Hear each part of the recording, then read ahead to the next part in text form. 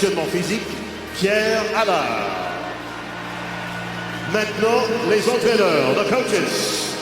Responsable du service vidéo, Mario Leblanc. Entraîneur des gardiens, Stéphane Waite.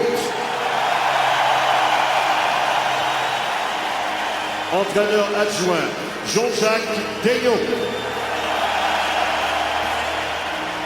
Entraîneur adjoint, Gérard Galland. Entraîneur adjoint, Clément Jaudoin. L'entraîneur-chef, head coach, Michel Terrain.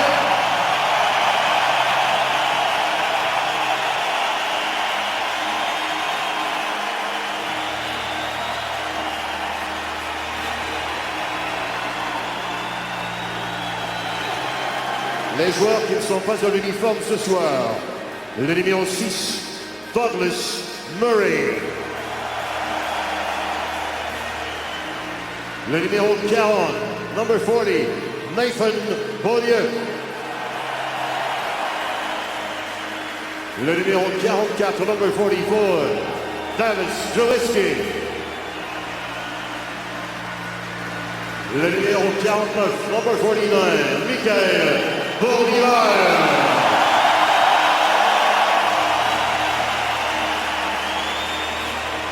Le numéro 53, number 53, Ryan White. Et le numéro 74, number 74, Alexis Yemelin.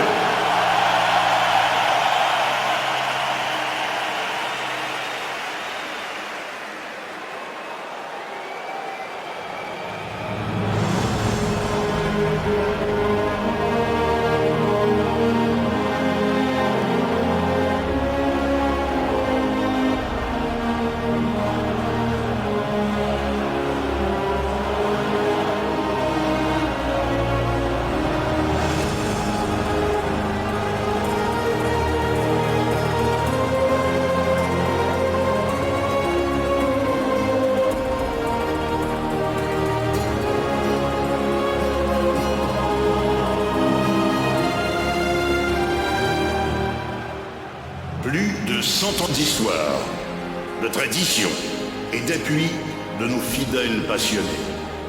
Les pèlerinages vers la coupe, les sacrifices et les miracles, en route vers nos 24 conquêtes sont des moments sacrés, gravés dans la mémoire d'un peuple entier. Nos héros et nos légendes prennent place sur les murs de notre temps. Ils sont témoins des exploits de ceux qui portent maintenant le flambeau à bout de bras et la sainte flanelle sur leur dos. Levez-vous avec nous alors que nous écrivons le prochain chapitre de notre histoire. Nous sommes les Canadiens de Montréal. Nous sommes votre club. Nous sommes le club du hockey.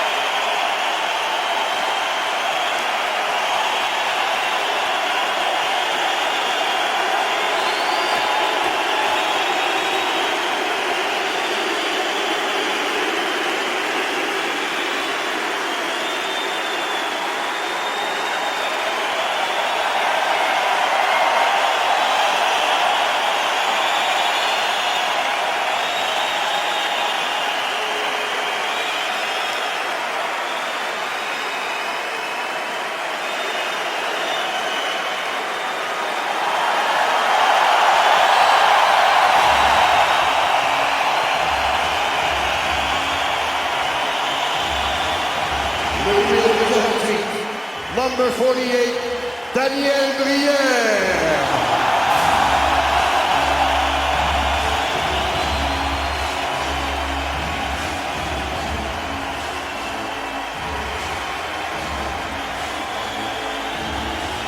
Le numéro 8, number 8, Brandon Prust.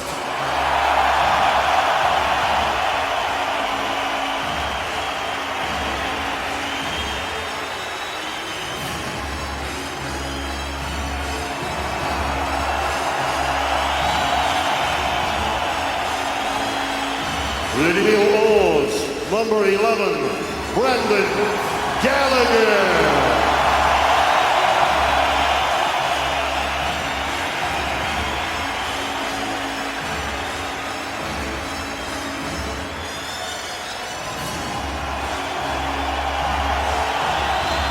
Le numéro 14, number 14, Thomas Plekanec.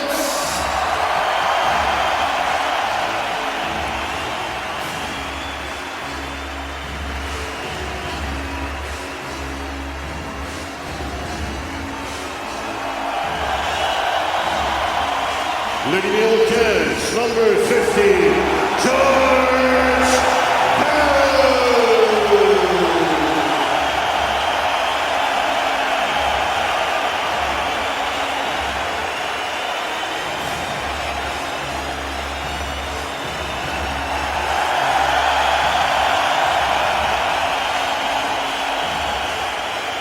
Le numéro 17, number 17, René Bourque.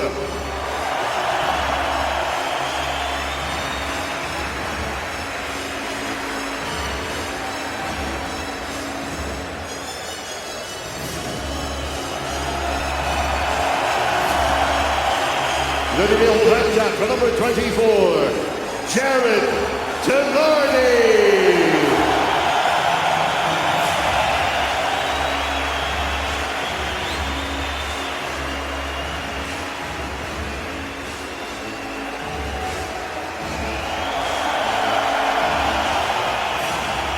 Le numéro 27, number 27, Alex Galchenyuk.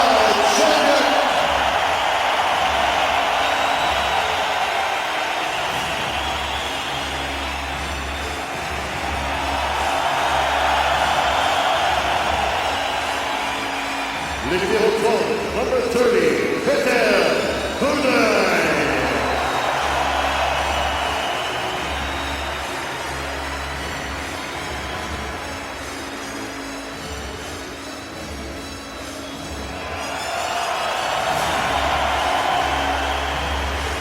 Le numéro 31, number 31, Terry Gray.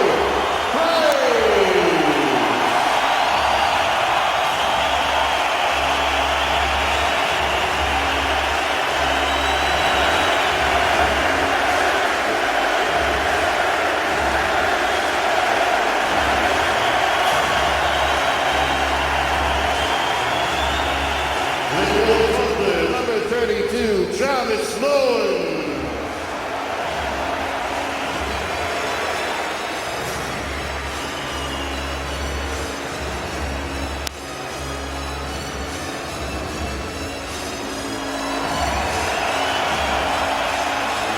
Le numéro 51, number 51, David Desharnais.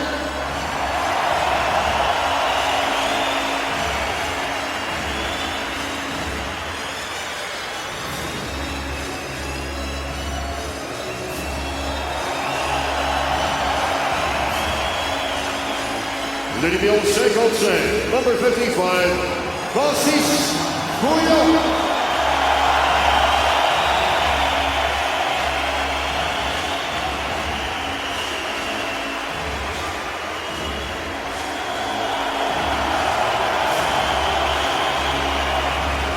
Le numéro 61, number 61, Rafael Diaz.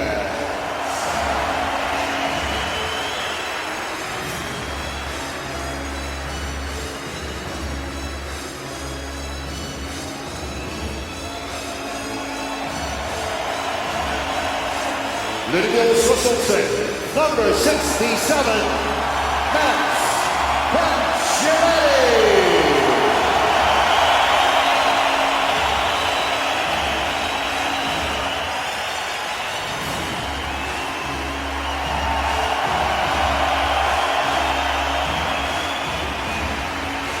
Le numéro 76, number 76, PK Subban.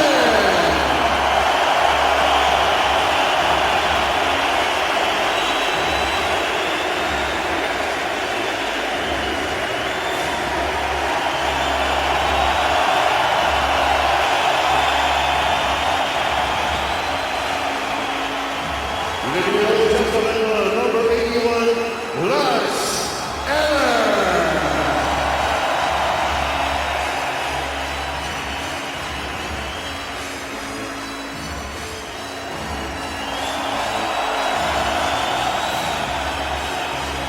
Le numéro 26, number 26, Josh Georges.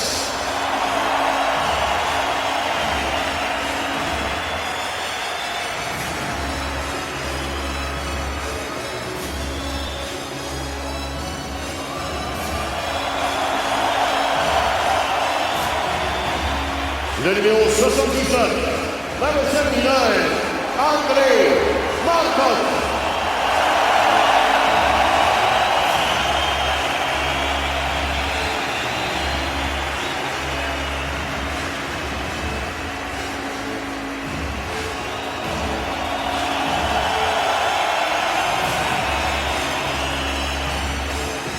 Le numéro 21, number 21, le capitaine, team captain, Brian Gianna.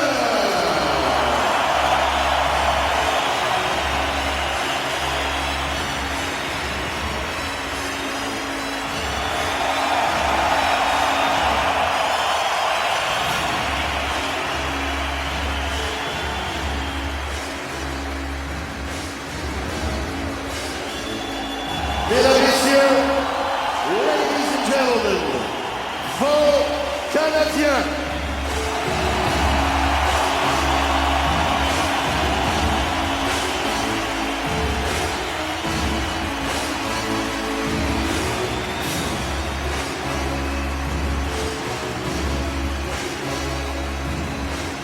Mesdames, Messieurs, accueillons maintenant l'équipe adverse pour le match de ce soir, les Maple Leafs de Toronto. Toronto Maple Leafs.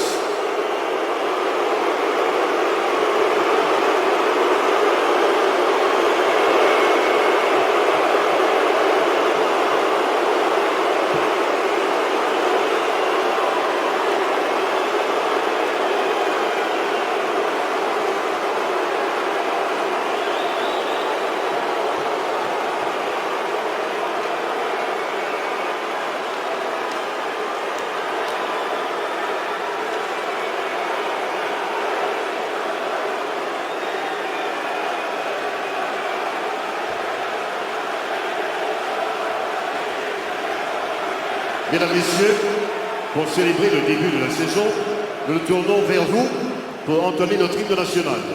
Veuillez vous joindre aux autres partisans au Centre Bell pour chanter le Haut-Canada, accompagné alors par Madame Diane Bibeau. Ladies and gentlemen, to celebrate the start of the season, to perform the national anthem tonight, we turn to you. Please join your fellow fans here at the Bell Center in the singing of Haut-Canada, accompanied on the organ by Diane Bibeau.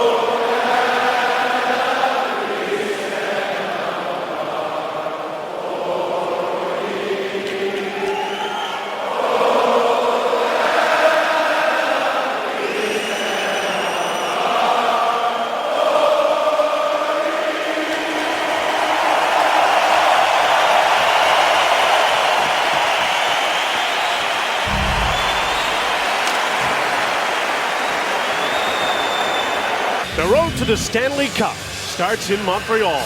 We're all on the edge of our seats for the first of 1,230 games over 195 days. So let's drop the puck on one of the great redeeming qualities of Canadian winter. It's hockey night tonight. James Reimer is the Leafs' incumbent starter. He got them to the playoffs, has a 2-0 record at the Bell Center. And he gets the start tonight with his backup, Jonathan Bernier. No question about who is starting for Montreal. Carey Price, not only watched by all of Montreal, but all of Canada to see if he can bounce back from a poor finish last season. He starts with Peter Budaj as his backup, and you see the officials for game number 1 of the National Hockey League season from the Bell Center in Montreal. Thomas Plekanec at center for the home side. Rennie Bourque on the left wing. The captain of the Canadiens, Brian Gionta, on the right side with Josh Georges and PK Subban on defense. And the Maple Leafs counter with Tyler Bozak, Phil Kessel, and James Van Riemsdyk, the number 1 line. Dion Phaneuf and Carl Gunnarsson on the defense. The Canadiens start a breakout, and Bourque couldn't control the puck. Here's PK Subban. The steady pair this is with the happy legs of Subban and the very steady Josh Georges paired up together. Dion Phaneuf. Back together with Carl Gunnarsson, number 36. His outlet to Phil Kessel. Puck got away from him on a change. David Desharnais coming off the bench, and Kessel recovered and got the puck to his defense. Both teams make changes. Here's Nazem Kadri, center on the second line. Nikolai Kulemin is his right winger, and Joffrey Lupul on the left side as the Leafs get in on the forecheck here. David Desharnais, flanked by Max Pacioretty. And Daniel Briere wearing number 48 in his first game with the Montreal Canadiens. There's Briere overskating the puck. Kulemin gets a hold of it. He's checked. Here's Joffrey Lupul. Kadri goes to the net. Lupul tries to get unchecked. Nice play, and Jake Gardner coming in, couldn't quite handle that pass from Nikolai Kulemin and got his legs all crossed up. Franzen with a shot that just went wide of the net. Here's Briere. Pacioretty's way up ahead of him.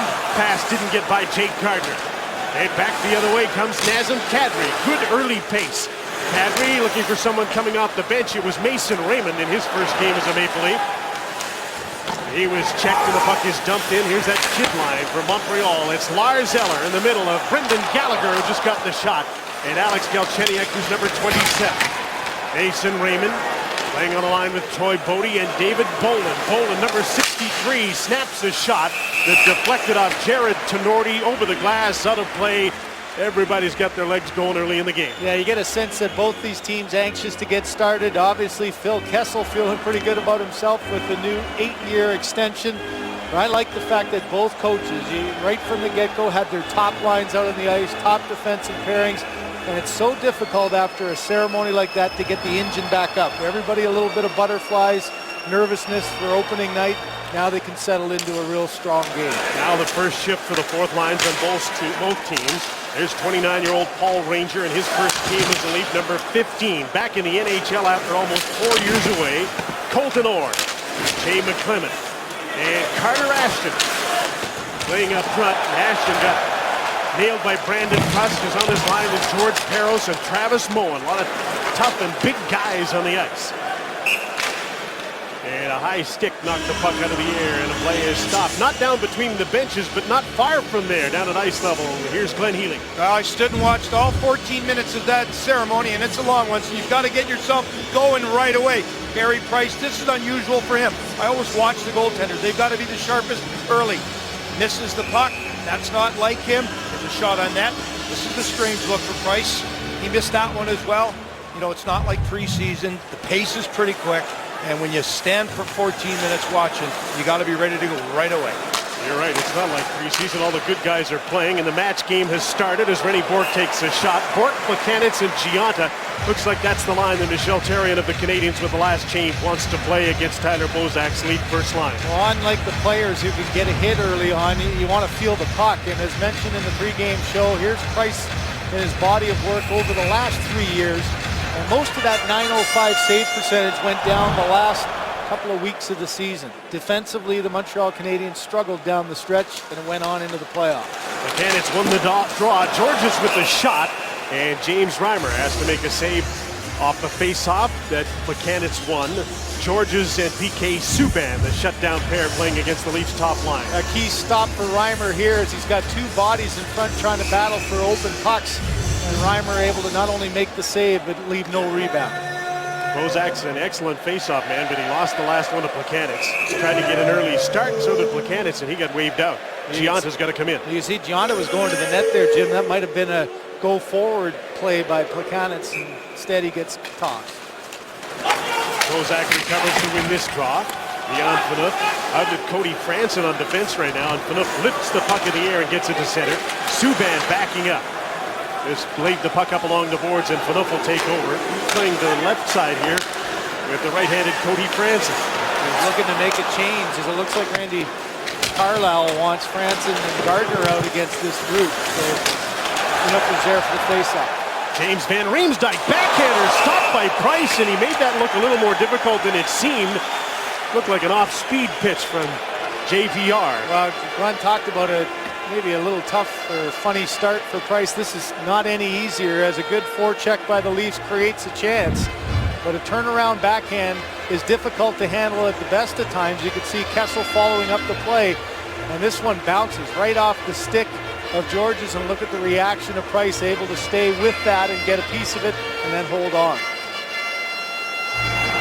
Attacking zone face-off, the Leafs send out Nazem Kadri with Joffrey Lupul. Kadri won the draw. Dion Phaneuf with a shot, and that's a tough save for Price to make through traffic, and he stops play again. Well, face-off so important, and early on here we've seen some good chances at both ends.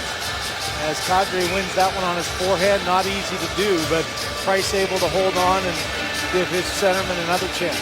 Lupul lined up in a shooting position if Kadri can win this on his backhand, but he's going to get tossed out, and Nikolai Kulemin comes in.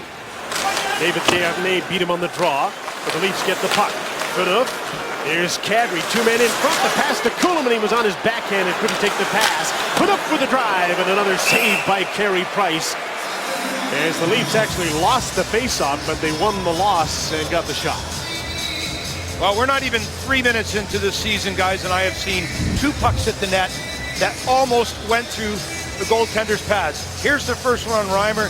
He kind of lost it, looked behind him a little bit. Same thing here with Price. 2 inches off of most goaltenders' pads. That's 4 inches when you're pad to pad doing the butterfly. There's going to be a lot more 5-hole goals this season. You know what that means? 1 goal, 5 holes bad. Think about it between your ears. 2 5-hole goals, and you're on the bench. Canadians got the draw again, but once again couldn't get out of their own zone, and the puck's over the glass out of play. I find it interesting, Glenn. I ask you as a goaltender, isn't it also the ones through traffic that you don't see and just go down in your normal butterfly? In the past, you have so much more of the net that you cover. Now, you better be careful how much activity you have in your net. Last year, you go pad to pad down and you cover the net and 4 inches. Yeah. So, you're right. You play the percentages, you block ice. Now you got to be athletic. Mark Fraser couldn't clear the puck, gave it away at the blue line, kept in by this kid line, and there's a nice save by Reimer of Alex Galchenyuk at the side of the net. Mason Raymond, great skater, speeds to center ice, dumps the puck in, Bodie's in with a shot, and Price had to make a good save on a shoot in, and Troy Bodie showed some speed to get in there. Raymond's rubbing off on him. Fraser's back, and he's belted by George Parros, and he comes back at it. Fans already love George Parros in Montreal. They like their tough guys here. Georges, as they do most everywhere. PK Subban. Parros tips the puck in. Cody Franson bounces the puck back to center. Fourth line's on the ice for both teams.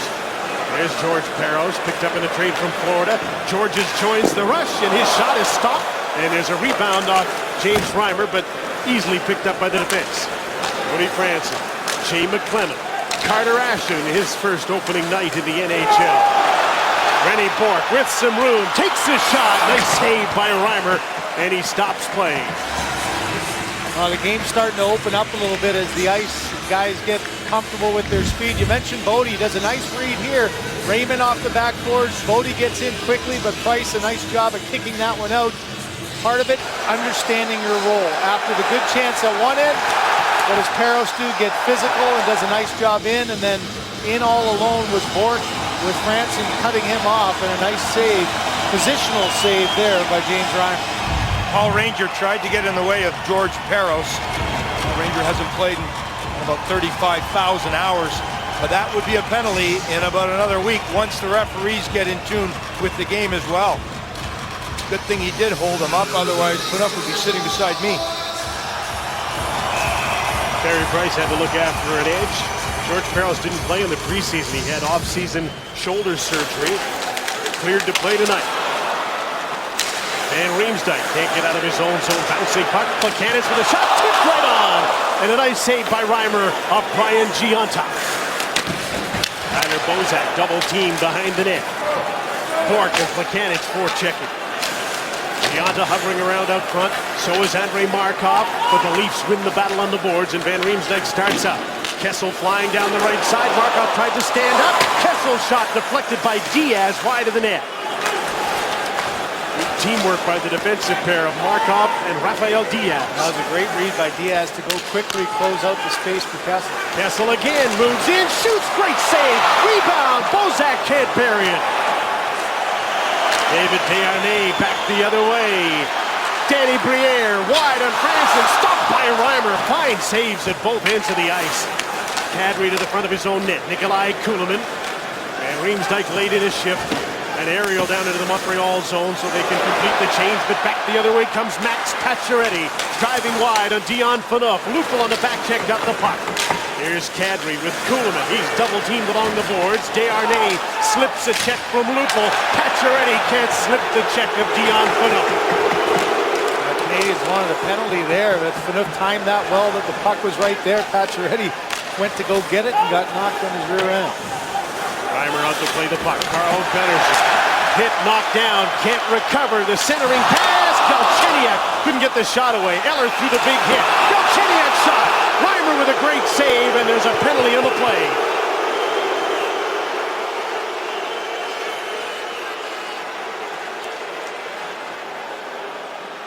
Canadians hovering around in front of the goal. And it's Toronto going to the power play as Lars Eller goes off on hockey. Season to Lars Eller. Early in this game, it's the goaltenders who had the highlights. Great start for James Reimer. Redirects are always tough at any time, but early on, he tracks his puck really well. Let's take a look at Toronto. Not their $6 million man. No. They're $8 million man, and here's why. This is all on the same shift. A game breaker can make something out of absolutely nothing. You know, term star players signed for 8 years. Money, $8 million. What are you going to split? $4 million on fourth, third liner? No, give it to one guy who can break a game open. And he's out on the power play right now. There's a shot. The play stops. Loose puck. And Price stopped that one too. Van Riemsdyk got a second chance, and the puck is cleared. Wow, what a battle for Price there. Through traffic, Van Riemsdyk with a wide open net. And somehow Carey Price able to get that right pad down. Dion Phaneuf, Cody Franson, the right-handed shot on the power play over on the left side right now. Dumps the puck in. The Canadians want their penalty killing to be a lot better this season. It will be if Carey Price continues to play like that. Short-handed, David Desharnais, and the puck is batted ahead. Hand pass stops play. Boy, that's a tough call, but I think it's the right one. Glenn, Carey Price had to deal with a lot of issues during that break with the lace on the toe of his pad, and we certainly needed it there. A great athletic save as he fought through traffic, makes the first save, fights for the second. There's a lot going on tonight. A 14-minute break, problems with your pad, mishandle the first dump in, misplay the first shot, but good goalies get it together, and he's got it together now. Jake Gardner out on the second power play unit. Kadri pokes the puck to center. Joffrey Lupul takes over. And he got a stick in the face, and there's going to be another penalty here to Montreal. Thomas Plekanec goes directly to jail, and it'll be a 5-on-3 for Toronto for 1 minute and 6 seconds. It'll be interesting to see what Randy Carlyle does here. Does he have a fresh group of players out there? Look at the examination to see if it's a 2 or a 4. You be the judge. The one hand just rides up. Plekanec, boy, barely even touched, but an opportunity early on here, a 4-minute power play, so it did actually touch his chin and create a little blood, so what a chance early on for Toronto. DNA does not lie. 5-on-3, Tyler Bozak can't win the draw. Carey Price will cover up. Andrei Markov out with Josh Georges and Brandon Prust to try and kill off this 5-on-3. Lupul will be back on the ice probably as part of the power play unit before long. Bozak, Van Riemsdyk, and Kessel. Leafs gang the puck, win the draw. Winger win. Kessel. Cody Franson. He and Phaneuf start to close in. Now they'll switch spots. Here's Phaneuf. Couldn't lean into it. Kessel couldn't tip it. Markov had a great stick. Brandon Prust gets a hold of the puck. He's a top penalty killer for Montreal in all situations. 5-on-4, 5-on-3. That's how he gets his extra ice off the fourth line, and he got the puck down the ice. Back comes Bozak. Van Riemsdyk. Phaneuf on the other side. Franson as the Leafs get set up and start to close in. The switch. Phaneuf. Cody Franson. Bozak parked in front. Kessel turns, side of the net. Van Riemsdyk scores! Looked like Price slowed it up, but it got underneath him. And the Toronto Maple Leafs on the power play have a 1-0 lead. Well, one thing you see on this 5-on-3 is a lot of motion. Franson coming through the middle, and I think this was going to be a pass by Van Riemsdyk as he's trying to go cross crease down low to Bozak. You be the judge. A little change down low through the middle, and he's trying to hit Bozak on the opposite side, and instead it hits both pads of Carey Price. You've got a kick out of Bozak for a one-timer. Nice pass through the seam, and that one a double bouncing in. Bad break for Price on that one. It's the benefit of having this group last year. It's the same group on the power play this year.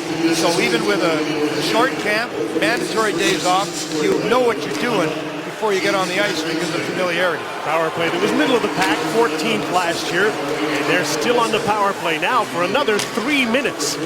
And a chance to build upon this 1-0 lead. Van Riemsdyk from Kessel and Franson at 8:01. It's so hard too defensively, Jim. It's the start of the season, so you don't have a body of work 5-on-3 video-wise to look at to see what they want to try to manufacture. And a nice job of Toronto giving a different look. Gardner with a shot, hit his own man who was trying to get out of the way. Mason Raymond on the second power play unit. Kadri and Lupul with him. Raymond with a nice pass to the blue line. Rangers shot deflected just wide.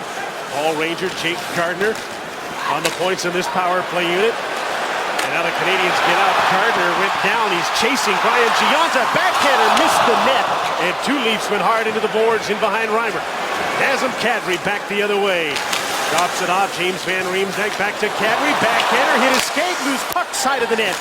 And that was PK Subban who cleared it. Here's Kessel walking in with a shot. Deflected wide by Travis Moore. Beyond Phaneuf against Rennie Bourque. Holds the puck in. Van Riemsdyk intercepted by Subban, and he clears the puck with under 2 minutes to go in the Plekanec penalty.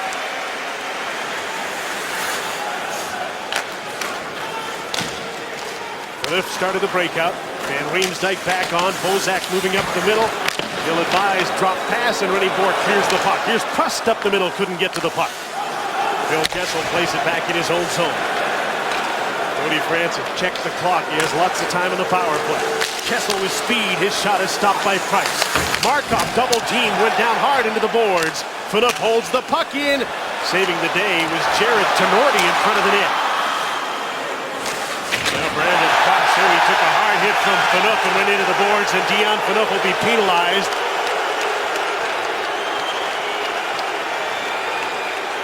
And that'll take Toronto off the power play with 1:16 to go in the penalty to Plekanec. How much is Phaneuf going to get? Some good aggressive penalty killing by the Canadians. I think Prust at the end of the shift just dead tired trying to turn around. And vulnerable position, a little extra hit by Phaneuf.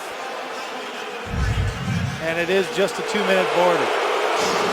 Panics in the box as a result. Montreal Canadiens are forced to use Prust to take the draw. Left-hand shot, tries to win it, doesn't win it. Wants to go to his forehand. The draw before he went to his backhand, and Price had to freeze it right away. If he can get it to the boards, it's down the ice. Prust never gets off on that shift, except to go to the bench after the goal, 5-on-3. 4-on-4 now for 1:16 till Plekanec gets back. Tough stretch for the coaches to work their benches. The same guys are playing. Yeah, there's a lot of guys who don't play. Canadians win the draw. Francis Bouillon with a shot. Hit that crowd in front. There's a loose puck. Diaz scores!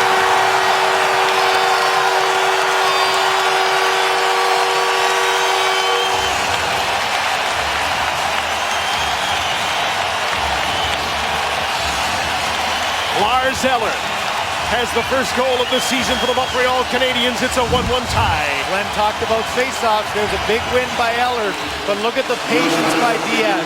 Instead of panicking and trying to shoot that towards the net, saw the traffic in front of Reimer. And all of a sudden, that delay, Reimer left all alone, and Eller a wide open net. Excellent read by number 61. It's Ranger is out of position, too. Instead of playing right point, he's off the left post standing beside Reimer. Walked off. Still 4-on-4. There's Ranger with an indirect pass that gets through to Dave Bolland. Bolland has Mason Raymond with him, but he's tied up on the boards. And the puck was kicked ahead by Bouillon. Here comes Eller. Bouillon joined the rush. Galchenyuk there as well. And Eller just keeps the puck into the corner. The play is stopped on an offside call. Still 50 seconds left in 4-on-4 hockey before Plekanec gets back. James Van Riemsdyk for Toronto. Lars Eller for Montreal. A 1-1 tie on Hockey Night in Canada. Take your game to the next level with Hockey Night's Second Screen. Interact and compete for cash prizes. Engage with us at cbcsports.ca/second screen. Third season now for Rafael Diaz, and it's starting to show. He's a pretty good-looking defenseman, Heels. Not bad. Last shift, he creates 2 scoring chances. Head up the entire time. Little pass to Gionta, and here, watch this poise. Head up the whole time. He's going to bury it as Simmer sent it to the goalie's pads. Instead, he buries it onto another player's stick into the back of the net. 27 years old. He's had a little experience, not in awe of the National Hockey League. Mason Raymond back in for Toronto. Dave Bolland with a shot. Price with an easy save. Still 4-on-4 here. Soon Montreal will get a power play as Raymond tries to create some ice against Jared Tenorti. Josh Jordan cycles back. Jared Tenorti, young man but an imposing figure. Big man wears number 24 just like his dad did in the National Hockey League in over 600 NHL games. And it looks like he's going to be the same kind of defenseman as Mark was. He's got an edge, doesn't he? Mark Bergevin today on Hockey Night in Canada radio was saying it's not just the fact of the injuries that he's here. He's deserved it. He's earned himself a spot to be here on opening night. Canadians are on the power play now for just over half a minute in a 1-1 tie from the blue line. Markov, Subban shoots. Great save by James Reimer as PK Subban took that pass right in his wheelhouse and hammered it on Reimer. Great follow by Reimer. He's following and tracking the puck. He's got nobody in front except his defenseman Ranger, but watch his reaction. Great positional save and right on the dot, able to hold on to that rocket by Subban. One thing's pretty clear. You better be aware when he's on the ice in that spot. As a goaltender, you're always heads up. They won the draw. Now he goes to the front of the net, but the pass didn't get there. Cleared away by Mark Fraser. Power play through the preseason, and in this opener is Markov and Subban, number 1 unit with Desharnais, Pacioretty, and Danny Briere, who hasn't played very much in the last few minutes. All the penalties, Briere's been stapled to the bench. Tough to get those legs back going with maybe a little nerves as well. Jay McClement on the ice. He killed more penalties than most defensemen last season.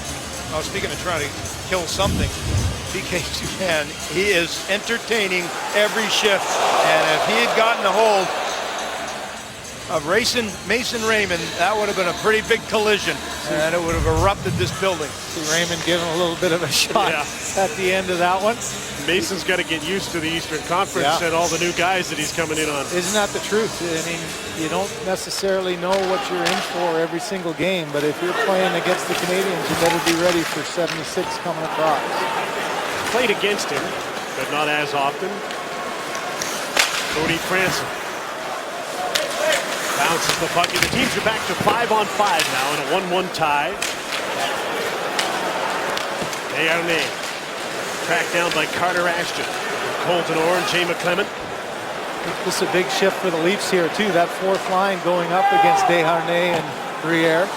Montreal changing on the fly here to get their fourth line out against Colton Orr and company. Loose puck side of the net. Travis Moen couldn't get a hold of it.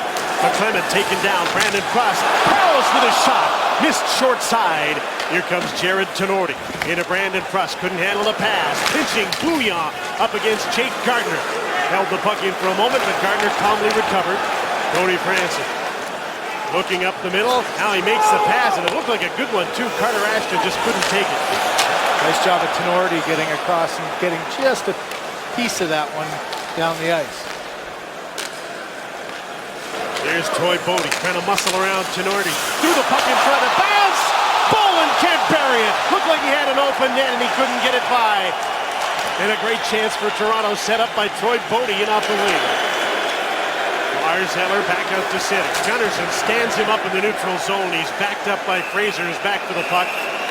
And that will remind us that the players voted in favor of hybrid icing, so the play was stopped in a hurry. Well, one thing you're in favor of is the way that Troy Bodie has been skating, especially the last couple of exhibition games and here to start.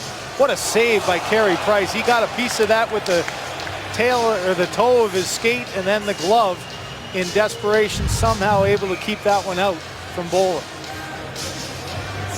You're a coach, Simmer. You like the scoring chances in the first period of game one? Not so much. Yeah, a little too loosey-goosey, huh? Joffrey Lupul, Nikolai Kulemin, Nazem Kadri on the ice, and Lupul just missed a chance there. Paul Ranger lost the puck in his feet, but keeps it in. Tenorti trying to check Kulemin. Now he breaks up a cyclone play. Puck was gloved ahead by Nikolai Kulemin. The Nazem Kadri play is stopped. Should be noted, too, guys, that Pacioretty is not on the bench, and that's not good news early in this hockey game. And it's a big hit by Colton Orr here. And Pacioretty, you see a little bit of a wince, and he hasn't been seen since. It's not good. You don't go down a body 14 minutes into your first National Hockey League game. Oh, especially you don't want to lose a body like that. Likely to be, or supposed to be, the highest goal scorer on the team. Here comes Lars Eller, who has a goal in front. Brendan Gallagher.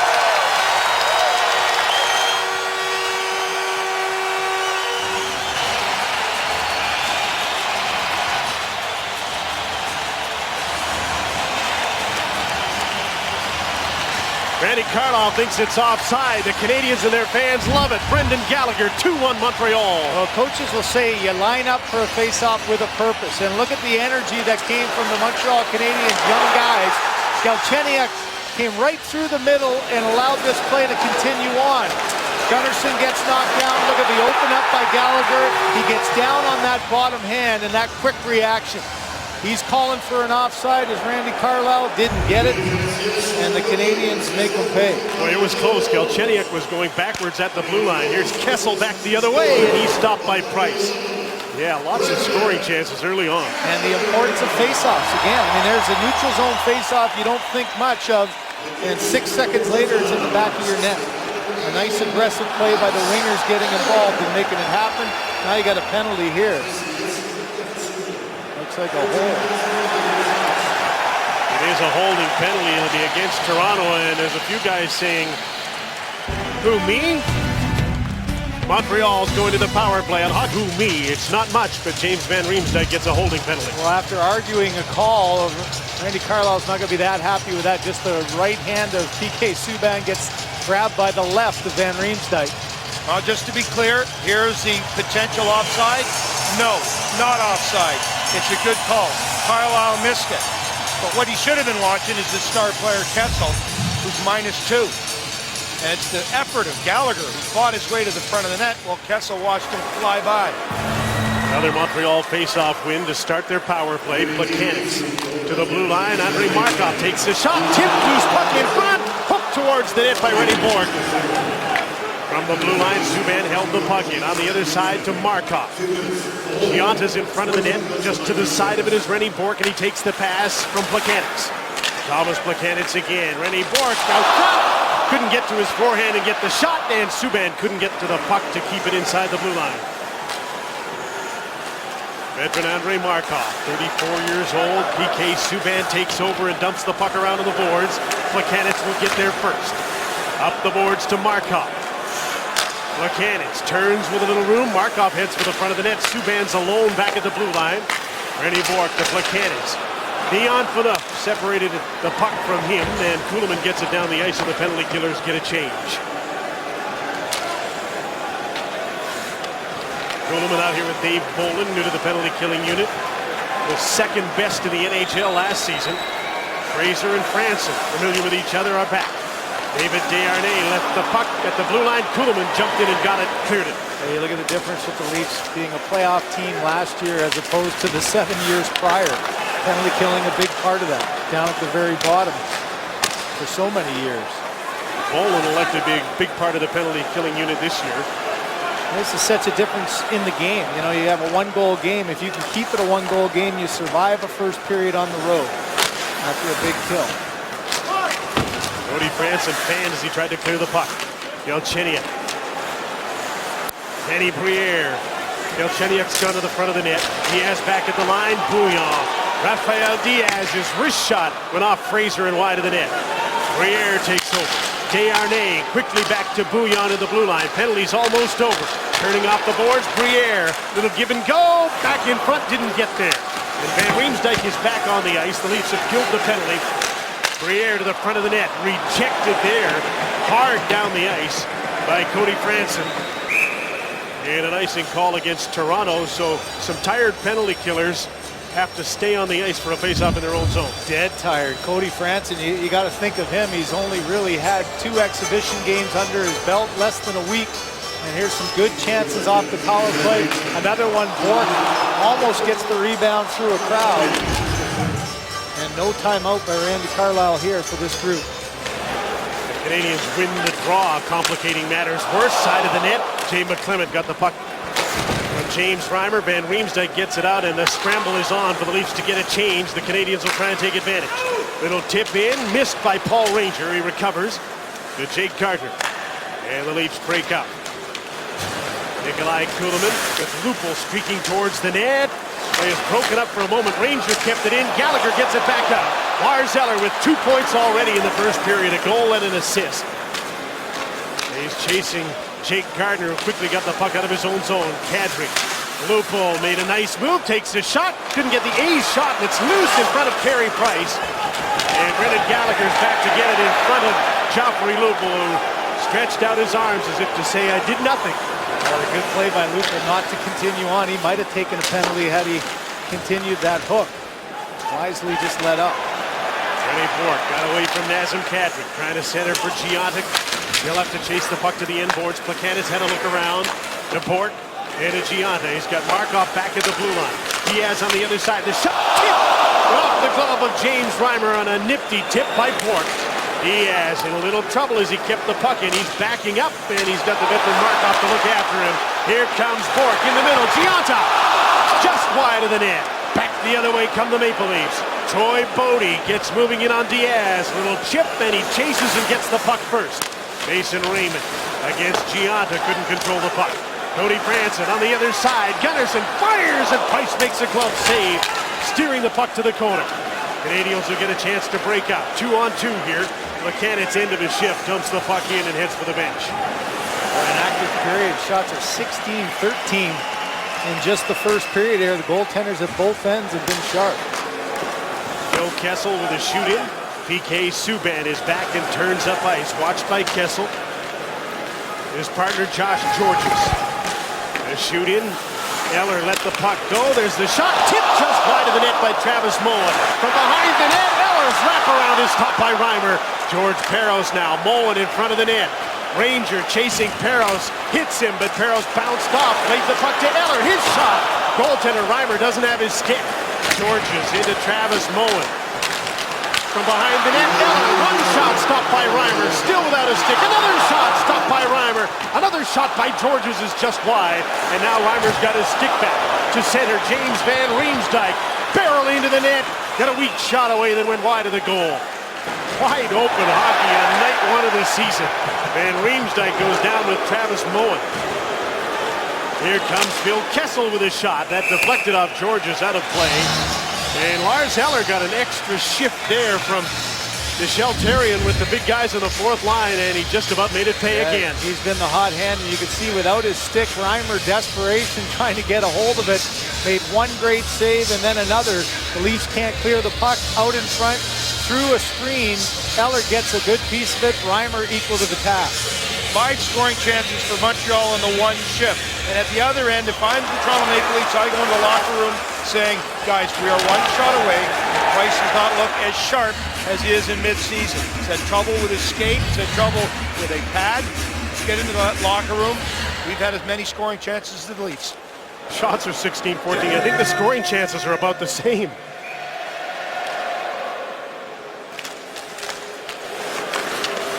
From the blue line, Carl Gunnarsson on a Leaf face-off win in for Joffrey Lupul. Battling Diaz. Markov is there as well. So Lupul goes wide to the blue line. Gunnarsson. Dion Phaneuf takes the shot that was blocked. And Diaz moved the puck up the boards, didn't get it out. Running out of time in the period as the puck was knocked down out of the air. And play stopped with 16 seconds to go in the first period. I think they're coming into this game. They talk around Montreal trying to answer questions. Are they going to be big enough to handle this Eastern Conference? It's going to be a tough Atlantic division with some big customers. The young guns, would they be able to continue? The sophomore slump maybe for Gallagher or Galchenyuk? Well, one period in, they've answered some pretty significant questions with a good period of hockey. Awful end to the season for Lars Eller last season, but a pretty good start to this one.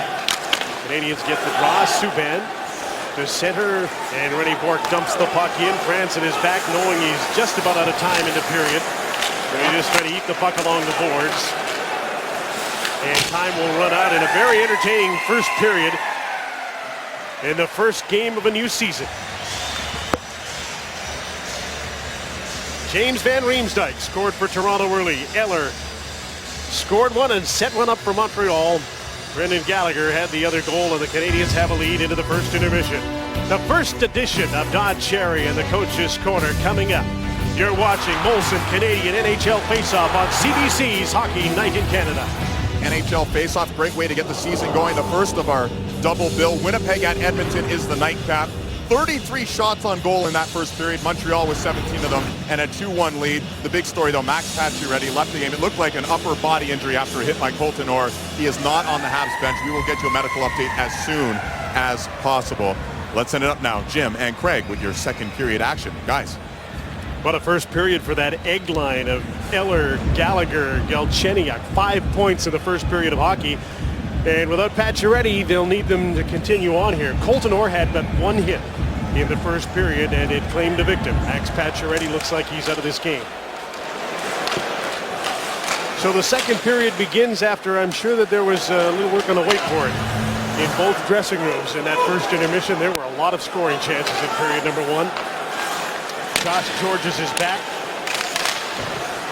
And as Don mentioned, you play so many exhibition games, you don't get much practice time. You have too many people around. It's hard to work on your systems. Mechanics. Double teamed here by Tyler Bozak and James Van Riemsdyk, who opened the scoring for Toronto. Break out to center. Here's René Bourque. Plekanec racing to be with him. The pass, shot wide of the net by Plekanec. He did a great job of getting there and then couldn't finish.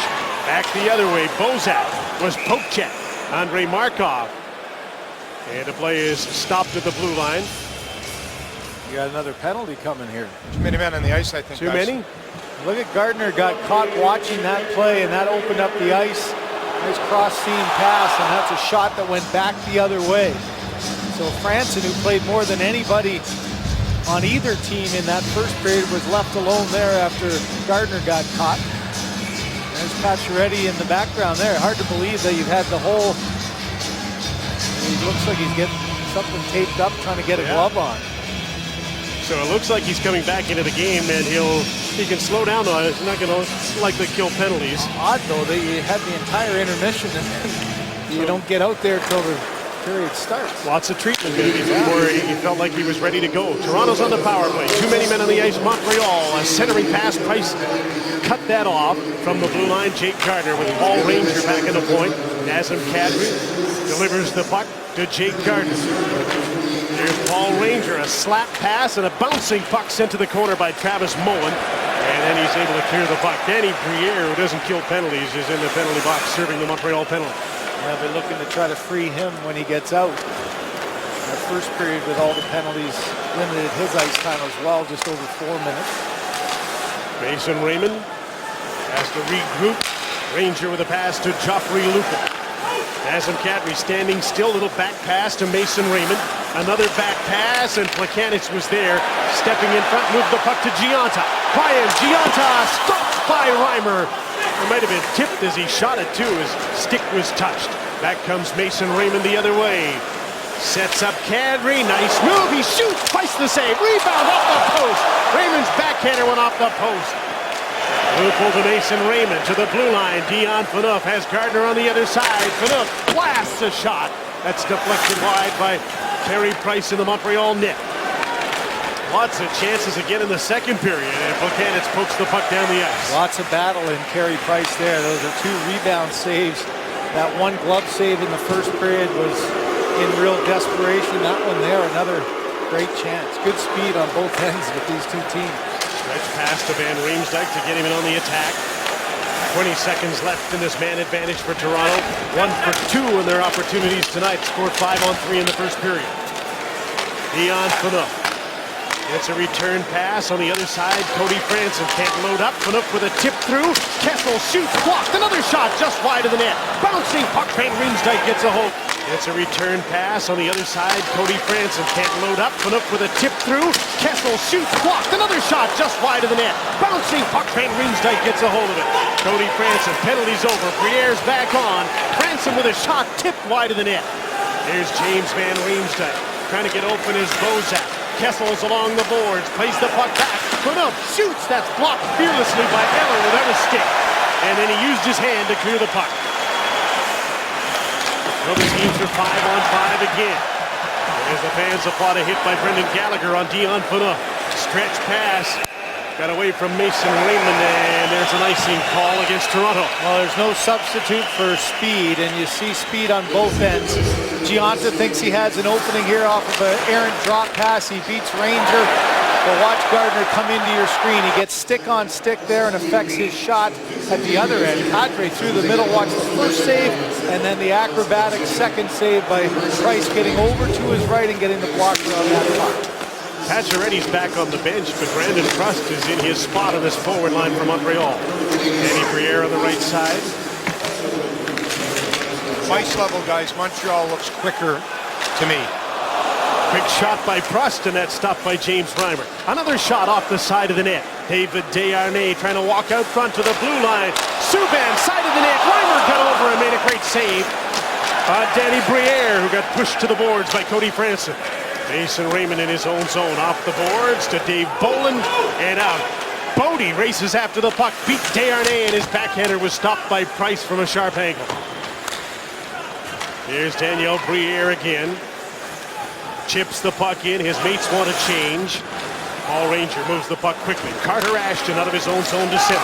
Jay McClement going backwards, couldn't take the pass. Rafael Diaz is a first man back. He's bumped, but his partner, Andrei Markov, is there to get the puck. Here's breakout to center. Travis Moen trying to come up the middle. Here's Parros with a nice pass just behind Lars Eller. And a referee is hurt and down on the ice. And now we got a tussle, and the referee, Steve Kozari, is back up, and he's okay. Here's Colton Orr and George Parros.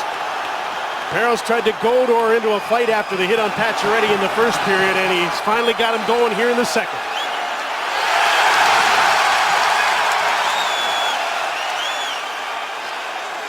This is the 7th time in the NHL and AHL that Colton Orr and George Parros have fought.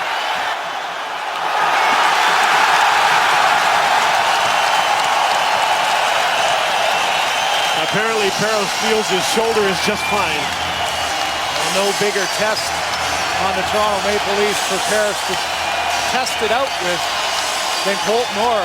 This one goes back to the first period though, and you knew sooner or later when they got on the ice, a little pushing and shoving by Fraser initiated it after Kozari he gets hit with the puck here on the off the glass, and it was a stick actually that got him in the corner, not the puck. And then the reaction afterwards, one push with Fraser, Orr comes in, and it all starts. Well, it started in the first period. You're right, Simmer, you mentioned it. So let's revisit it. Let's take a look back at what happened to Pacioretty. Home ice has not been good for him. Here's the tough hit by Colton Orr. Pacioretty goes off. Challenge, the next shift, the two are on the ice. Parros is signed to do just that. Yes, Montreal's speedy. They're not big. They're not going to grow, so you sign Parros to stand up for your teteammates. And there's Pacioretty. There's their injury. There's the taped up left wrist. And the first chance the two get to dance in the second period, they do. Montreal, 13 fights in the preseason. Parros had none of them because of his shoulder. Last year, 25 for the Montreal Canadiens. You can guarantee the number's going to rise with 15 in the lineup. And Toronto led the league with 44. Well, here's Steve Kozari. Watch Parros. His stick comes up there. It's actually Fraser's stick that got him in the nose. We saw the puck coming around and hitting him afterwards. And then the play continued on the other way, and Fraser and Parros went at it, and Colton Orr came in. You knew that was going to happen tonight because George Parros was hired for that job, and he'd have to demonstrate that he's willing to do it on night number one. And he was given the reason by Colton Orr, who had the one hit in the first period. It was on Pacioretty. Now, Kozari is in the training room of the Montreal Canadiens being looked after, and Kelly Sutherland will continue to referee this game all by himself. You think of the Atlantic Division, all the big tough guys that are here, the answer, night in and night out. As we saw last year with the Leafs, there was a fight almost every night. And there were 214 fights amongst the teams that are now in the Atlantic Division last season. Won't be 215 with Detroit in there. Yeah. They don't seem to want to take that position up. They'll bring that average down a little, you think? Absolutely. It's not working for them, though. It's only 21 straight years in the playoffs. You don't think that Goonie Alfredsson's going to make a difference? I'm not going to comment. They're just going to keep playing the same way that they always have. It'll be interesting to see how the other teams in the division play against them to try and slow them down, because if you just let them play, they'll run over you. That puck possession game, it's been their calling card. There's PK Subban. Screen shot went wide of the net. Phil Kessel. With Van Riemsdyk and Bozak playing against the Plekanec line since the start of the game at 5-on-5. Plekanec to the front of the net, no harm done. Andrei Markov. He takes the shot way wide of the net. Subban will gamble on the other side, and Van Riemsdyk got the puck by it. And no icing there because of the pinch by Subban, even though the puck just went straight down. Felt that he could have made a play on. Markov with a pass up the middle, tipped in by Galchenyuk. Gallagher and Eller. Eller's playing double duty. He's centering two lines right now because Pacioretty still hasn't come back, and Prost is playing on the first line in his spot. There's Mark Fraser. Might as well play the hot hand. Eller had 5 shots and 2 blocked in the first period, a pair of points, a goal and an assist. And as you mentioned, after the bad concussion to end the playoffs last year, that's just such a great sign early on to see him skating the way he is. Kadri tried to make a pass. Danny Briere stopped him. Markov. Here's Galchenyuk, the 19-year-old. Youngest one on the line, made a nice move to get away from Kulemin. Here's Briere. Galchenyuk still with him to the net. The shot didn't get through Carl Gunnarsson. And the Maple Leafs are back in their own zone. Joffrey Lupul. Carl Gunnarsson off the boards. Reading that perfectly was Jared Tenorti, and he held the puck in. David Desharnais. There's Pacioretty back on the ice. First shift since he got hit by Orr in the first period. Wonder if he can shoot. It's that bottom hand, that real power hand. It'll be interesting as right. He can control the puck with his top hand a little and maybe not get all of his shot on.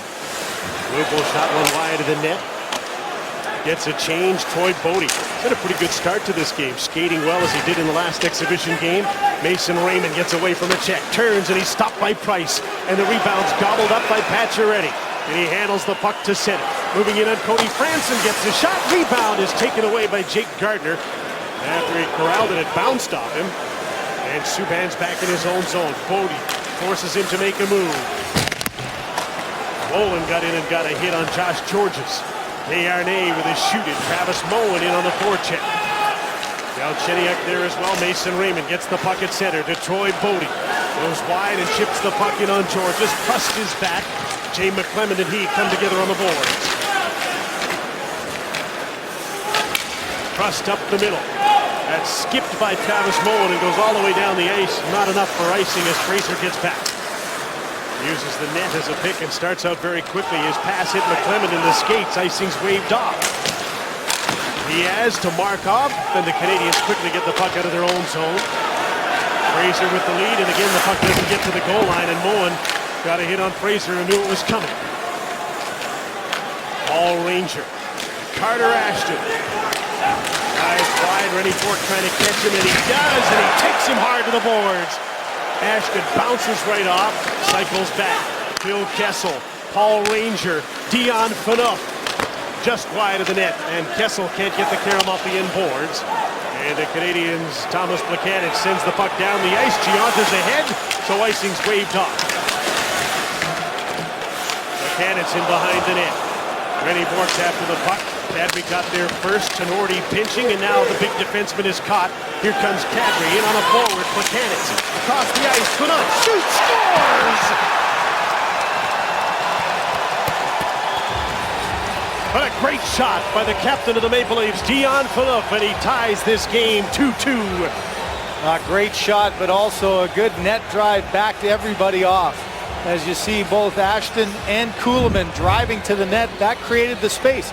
Plays made at the defensive blue line. Kadri just buys himself a little bit of time, cross-seam pass, and you can see a pick there by Kuhlman backing up, not allowing Tinordi to get there. And this is just shooter beating goaltender. A perfectly placed shot, a quick wrister by Phaneuf up and over the glove of Price. You bang on there with Kuhlman. You got to give him an assist here. It was his play on Tinordi that basically eliminated Tinordi from any type of play. And it's just a free walk 15 feet down the pipe for a 90-mile-an-hour wrist shot over the glove. Maybe an ill-advised pinch by big Jared Tinordi. And he got beat by Kadri at the blue line, who made a net pass to Dion Phaneuf, and it's a 2-2 game. And here comes Joffrey Lupul. On his own, his mates are changing. Gunnarsson has now joined him, and Phil Kessel comes off the bench as the play is made to Gardner. Lupul, he turns away from PK Subban. Back to the blue line, Gunnarsson has to chase the puck, and here's Max Pacioretty. After the puck, and a penalty being called here by Kelly Sutherland. And it's a penalty against the Montreal Canadiens again, and it's Pacioretty who's heading to the box. And here's the little hook in the hands on Nazem Kadri. They're back, and as usual, they mean business. Watch the season premiere tomorrow at 8 on CBC TV. Max Pacioretty must feel like he's in a Dragon's Den already tonight. Well, we watched the shift to see if he's in any type of pain. He was stick handling. Shot the puck, he seems to be okay, but no, his facial expression on the bench tells it all as he grimaces. Got now 2 referees on the ice. Mazzari is back. Sutherland has a partner at the party. I wonder how well he can see. Leafs on the power play. They're 1 for 4 in the game, and it's tied. Cody Franson into the middle of the ice. Here's Phil Kessel. Bouncing puck, he had to settle it down. Got Phaneuf at the point. He gets the pass from Tyler Bozak. Van Riemsdyk screening. Cody Franson, Phaneuf. Here's Kessel. Walks in and shoots. Price the save. Rebound is loose. Bozak and Van Riemsdyk are there. Neither could shovel it by Carey Price. A little different power play look this year by the Leafs. That little 1-3-1 trying to hit the middle guy. Open up some ice on the outside. They almost got it down low with an outman position at the net. Phil Kessel along the boards. Got away from Brandon Prust. Van Riemsdyk knocked down, trying to go up the ladder to get the puck. Cody Franson, nice job to hold a bouncing puck into the line. Kessel, big screen in front. Phaneuf, Franson takes the shot. Price the save. Rebound. Van Riemsdyk can't get to it. Georges does. Held in again by Franson, just about outside the line. Phil Kessel trying to draw the defender in, and his pass was intercepted and cleared by Josh Georges. Long change, and the penalty killers scramble to the bench. Power play's changing up as well.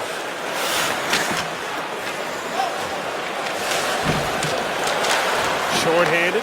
Markov half-heartedly went after the puck and decided he better back off. And now the power play gets a chance to come up. Mason Raymond on the second unit. Joffrey Lupul jumps up and carries the puck in on Jared Tinordi. Raymond is right there with him. Kadri's in the slot. Jake Gardner from the blue line holds the puck into Mason Raymond. Markov comes at him. The pass for Lupul, read perfectly by Jared Tinordi. Lars Eller to Markov and out. Another good play by Eller there, reading off his defenseman, supporting him down low, and instead of panicking with the puck, just a little no-look backhand to an area to clear it away. One last rush with a man advantage. As Kadri gets the puck deep, Markov first man back. Good stick there by Troy Bodie, and then he got bowled over by Tinordi. Pacioretty's back on. Teams are 5-on-5, and Toronto's 1 for 5 in the power play. There's a turnover, by Markov to Mason Raymond. Jake Gardiner. And the Canadians wanted to get that puck out and get a change. Bodie. Markov ran into him and bounced off. Gardiner pinches down the boards, trying to turn back. Shielding the puck from Danny Briere, and there's going to be a penalty on the play. Is it against Briere? It is a hold. Just a little Jake over-aggressive as Gardiner pinched in, and the Leafs will go back to the power play when we come back. Danny Briere is headed for the penalty box. Toronto to its 6th power play of the game. You're watching Molson Canadian NHL Faceoff on CBC's Hockey Night in Canada. Of Hockey Night in Canada, and our doubleheader tonight features Winnipeg and Edmonton like it used to be in the old Smythe division. Now they're both in the West. Wherever you're watching across the country, we'd like to say a special hello to you tonight and to the Canadian troops in Operation Attention in Kabul, Afghanistan, on board HMCS Toronto in the Persian Gulf, to our contingent in Egypt. Wherever you're serving and watching, glad you're with us tonight. And we salute you. Maple Leafs on their 6th power play. Phil Kessel. Dion Phaneuf, James Van Riemsdyk parked in front. Bozak high in the slot. Here's Kessel. Snaps a shot. Just missed the net. And Phaneuf has to go over in behind Cody Franson to hold the puck in. Thomas Plekanec sends the puck down the ice, and the penalty killers change. Well, so far, Kessel has had a number of opportunities on that offside to try to get a puck through. Hasn't been able to get the look and the shot that he wanted. A couple times blocked, and a couple times like that one, it's gone wide. What do they want Bozak to do high in the slot? Yeah, it's a different look. As he said, it's almost like a 1-3-1. 3 across the top of the dots. He's more just a quick outlet pass. And you could say maybe trying to suck a defender in. You could see the one at the top, 3 across the middle. But Bozak's not in a one-time position on that side. And there, Kessel gets just a little bit impatient, tries to force it through. If I'm a goalie, I enjoy that. Yeah, leave him there, right? Great. What's going to do, direct the puck from 30 feet? That'll be a tough save. Not so much. Almost like win the draw, get off, and get the right guy out there, because Kessel's the side you're going to work on. Second unit's on the ice. Nazem Kadri has the puck. The net presence is Joffrey Lupul. Mason Raymond out of the corner to Nazem Kadri. Rangers moving in. The puck comes out front. Rangers shot. Stopped by Carey Price. It hit him and bounced into the corner. Another chance from the blue line. Jake Gardiner, and a trip in front of the net by Nazem Kadri on Andrei Markov, and now they're both going to go. Chip and a dive, maybe? Yeah, I think when he watched it in his mind after, Kozari maybe thought that Markov went down easier. A very different look. Now you got an overload power play here that gets a good cross-seam pass, traffic in front, and Lupul trying to get after that puck. You be the judge here. Kadri wants the puck. Yeah, there's not much of a cross-check, an easy fall. And the fans react to the call. Markov might have been reacting to Kadri when he went down so easily when Pacioretty hooked him. It didn't look initially. I actually, as I watched the replay on the big screen, Kozari right away was pointing at both players. So the power play continues for Toronto for another 45 seconds. It's interesting, though, that second unit has a different look. So this one does that 1-3-1 up top, and the other one an overload on that right side. Try to keep the penalty killers guessing different looks. Here's Van Riemsdyk out front, and it's shot just wide by Tyler Bozak. Pacioretty getting some ice time killing a penalty here. It's been a tough night for Michel Therrien to get his top players into the game. They've been shorthanded so much. Phil Kessel flying, but he lost the puck. David Desharnais and Max Pacioretty get a shift here, killing a penalty, just to keep them into the game. Well, I'll say this about the dive. If I was to pick any of the 40 players that are playing tonight and think about who would be more likely to dive, he might be one of my last picks. It wouldn't have been Markov? Not at all. In fact, it's Kadri with the diving penalty last year. I can't see it in Markov's DNA. James Van Riemsdyk. Dave Bolin, penalty over, 5-on-5 again. Van Riemsdyk with some speed in after the puck, tried to feed Kessel. Cut off by the other number 81, and Lars Eller's out to center. Galchenyuk and Gallagher are with him as he fends off Dave Bolin. And there's a penalty coming up here. And it'll be a holding call on Bolin. Montreal gets a power play. Bolin got behind and got chasing Lars Eller and gets a penalty on Hockey. Welcome back for our Hockey Night Bio presented by Subway. Dave Bolin in the penalty box. That's not good, but he enjoyed his summer bringing the cup back to Mimico, Ontario, scored the cup-winning goal. They brought him here because they love his leadership. He said he learned leadership from Marty Lapointe. Said Marty Lapointe wasn't a big rah-rah guy, but he just always led by example. He also says he's ready for this rivalry because he dealt with Canucks and Hawks all those years. Jim.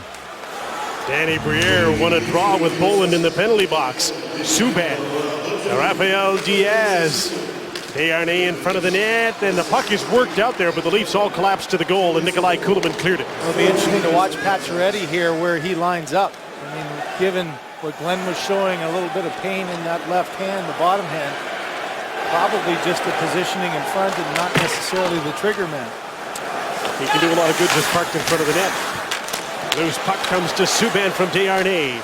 Diaz instead of Markov in this power play.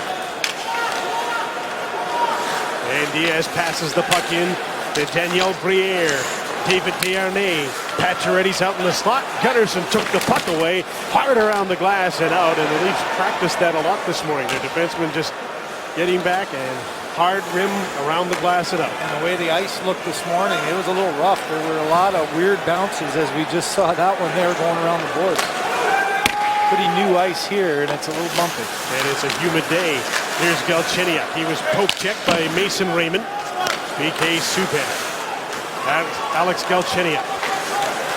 And Bouillon sneaking in off the left point of the backdoor play, but couldn't get him the puck. Galchenyuk to Brendan Gallagher. Lars Eller in front of the net wanted the puck. Now he gets it. Not in a shooting position, though. To Gallagher. Went through him. Bouillon shoots. That's blocked in front of the net. That was blocked by Mark Fraser. Galchenyuk to Gallagher. Bouillon. Gallagher again towards the net. Galchenyuk give and go. Looking for Eller in front of the net. And that's knocked out of the air and cleared. And Gallagher's holding his face. Looks like he might have got a stick. And now he's headed for the bench with about a dozen seconds to go in the penalty. Subban leading the rush on the power play, and his shot is deflected by Jake Gardiner of the Leafs out of play. Well, he's always around the net, is Brendan Gallagher, and when you're around the net, when you're that size, you're going to get a few that come after you. And this one's just a swing of the stick as Fraser comes and gets it and puts it off of his face. Watch the effort. There it is. He goes down and tries to draw a penalty, doesn't get it. Nice play by Ranger going down and taking away the ice, though, not allowing anything cross seam. 5 seconds left in the penalty to Bolin. Real eye-opener to Gallagher last year when he didn't play and was a scratch against the Leafs in the opener. How'd that work out for him? He learned his lesson and was up for the Calder. George is trying to hold the puck in. Penalty's over. Bolin's back on. And the Canadians are 0 for 3 with a man advantage. Bolin with a rolling puck. Just moved it off the boards. Bozak can't get to it. Buchanan gets a hold of it. And now Montreal starts out. There's Rennie Port. In on Franson. Nothing doing there. The puck's deflected to the end boards. Nifty little tip off the boards by Bozak. Dave Bolin was sprung free. Here's Van Riemsdyk to Bolin, barging towards the net, and Price had to make a save. Cody Franson backpedaling, watched by Rennie Bourque.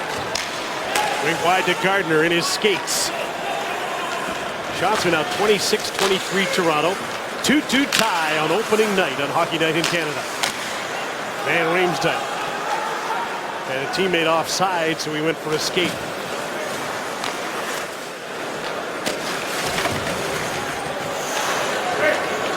Hush has come over to building. Over the 5-on-5 play for a while, and now there's going to be a scrap between Travis Moen and Mark Fraser. Fraser didn't used to wear a visor, and he better not take his helmet off. They're both going to get it. He talked him into it, almost embarrassed him into it. After a serious injury to his forehead, I wondered if Mark Fraser would fight. I guess he's sending the message here that he will. I think he's going to get the extra, though, with what he did to Prust. He'd lost his stick, and he went after him and knocked him down in front of the net. These two holding each other off, and now they're going to try and get inside it. Throwing haymakers, and they're both down. Really interesting to see the call early on. So they'll each get 5, and they'll each get 2. So 7 minutes for sure each, and Fraser might get an extra 2. The arm was up before the fight with the altercation between Fraser and Prust. The question is, will Prust get anything? He came by and knocked the stick of Fraser down, and then Fraser came right back at him. And this was the negotiating. Come on, I'm going to take mine off. You're going to take yours? No. Come on, I'm going to take it off. And neither player wanted to get tricked by the other and take the extra 2. They both did it at the exact same time. And the issue to me here with the 7 minutes, you know, the tough guys fight. Parros fights in 7 minutes, no big deal. He goes 17 minutes without playing a shift at times. But Fraser's a defenseman. Yeah. And you only have 6, and he's going to play. They play back-to-back. They've got to travel to Philly. So you're going to use your bench, and you can't use your bench for pretty much half of the third period. Let's bring in David Amber. Well, guys, you were wondering about Mark Fraser's game with the visor, and I can tell you he said his game would not change. The visor obviously became basically mandatory. His season ended abruptly last year. Took a puck to the face in the playoffs versus Boston. Suffered a fractured frontal lobe. He needed surgery and a plate inserted into his forehead. He was told it would be at least a 5-6 month full recovery. So he is fighting. His game hasn't changed. He said his mom and the doctor talked him into putting the visor on. Guys? They also tried to talk him into not fighting. Yeah. But he says that's part of the game that he plays. I think the Leafs are going to get that extra 2. So a power play chance here for the Montreal Canadiens. As Fraser, with his altercation with Prust, Randy Carlyle gets the explanation. I'm not sure he's going to like it. And that was going to be the danger if Fraser had taken his helmet off too. It would have been a 5-on-3. And it looked like Travis Mullen wanted Fraser to throw his down, and then he was just going to leave it on. Take him out, but he didn't.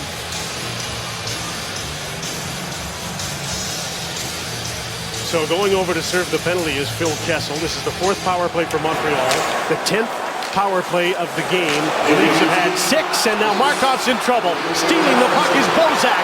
Breakaway, scores!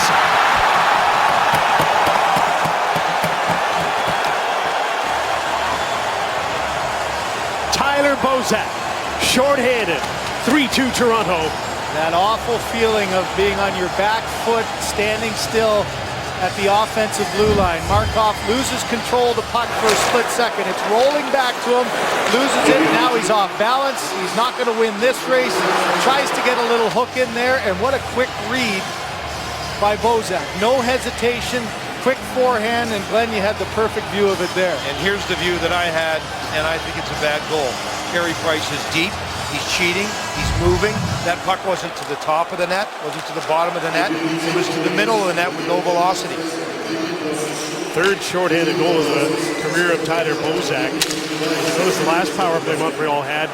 Markov wasn't on it. Rafael Diaz was, and he came back out on this one with PK Subban and seconds into the penalty. Got caught and gave up a shorthanded goal. That was a good read by Bozak, though. He did read the fact that Price was really backing up. That speed, maybe with Markov on pursuit as well.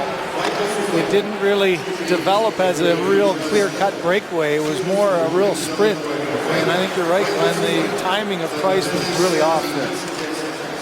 Time to make a big save there. You're on the power play, 2 minutes left to go.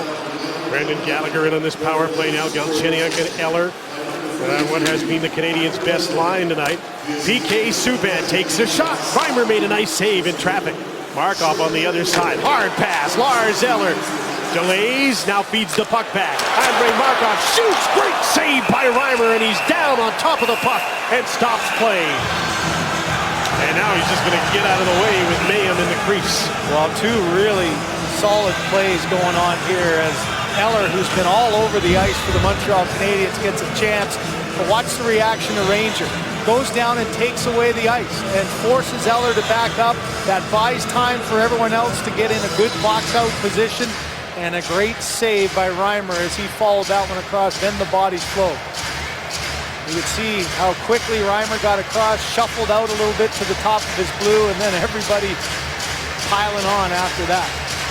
Kudos to the compete of Galchenyuk and Gallagher. These 2 guys, look at the battle in front of the net. 2 against 4. They don't back down. But you're right, Markov's little delay allows Reimer to get set, get aggressive, get square. He makes it look easy. Just over a minute and a half to go in the period and under a minute to go in the penalty. Being served by Phil Kessel. And Dion Phaneuf is down on top of the puck. Where is Jake Doyle? I'm sure you're asking. Find out on the explosive season premiere of Republic of Doyle. That's coming up tomorrow at 9 on CBC. Hockey Night in Canada. The NHL face-off from Montreal. Another game to come. Winnipeg and Edmonton. Back half of our doubleheader tonight. Montreal still on the power play. Ryan Gianta, Rafael Diaz, Rennie Bourque in front of the net. Gianta has passed, went off a stick around the boards. Plekanec to the blue line, and Bouillon tried to keep the puck in. Another good read there by Bozak, who just kept coming up to tip the puck out. And now he'll hustle to the bench on a change. Jay McClement stays on. They're the mainstays amongst the forwards on the Toronto penalty kill. Diaz gets the puck in deep. Chopped down by Dion Phaneuf. Ryan Gianta, last minute of the second period. Phaneuf and Bourque battle. Penalty's almost over. Kessel set to come back on. Diaz fanned on the shot. Backhander stopped by Reimer.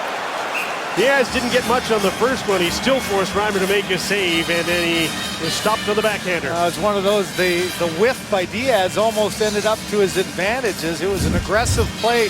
Watch how quickly Reimer comes out thinking it's going to be hard, and to his credit, he was able to keep his ground and not overshoot it as that one came right back at him. So Montreal's now 0 for 4 on the power play and has given up a shorthanded goal. And something Toronto only scored one shorthanded goal in the 48-game season last year, so they got one here in game number 1. What a game though, 55 shots already. Yeah, and we're wide open. We got 21 or more minutes left to go. Whoa, that was a scary situation in behind the net. Josh Georges was swinging to the puck in the air and couldn't quite get it with his fly swatter. Cody Franson. There's Paul Ranger. There's rink wide pass. Phil Kessel with a little room. Snaps a shot. Price gloved it. Couldn't catch it. And Georges comes back to get the puck. Dozen seconds to go in the period. There's Brendan Gallagher. Off the wing. Took a shot that was blocked. Galchenyuk corrals it for Gallagher in front. Doesn't get there. Kadri went down and made the block. And now the period comes to an end with Ranger hanging on to Brendan Gallagher at the side of the net.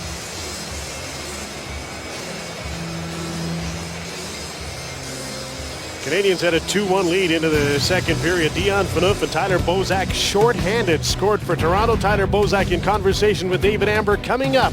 You're watching Molson Canadian NHL Face-Off on Hockey Night in Canada. Long Hockey Night in Canada, season opening face-off, 3-2 Leafs after 40 minutes. 57 shots wide open at times. Toronto an impressive 22-1 when leading after 2 periods last year. They'll look for continued success game 1 of this season. Jim, Craig, and Glenn, the third period call. Guys.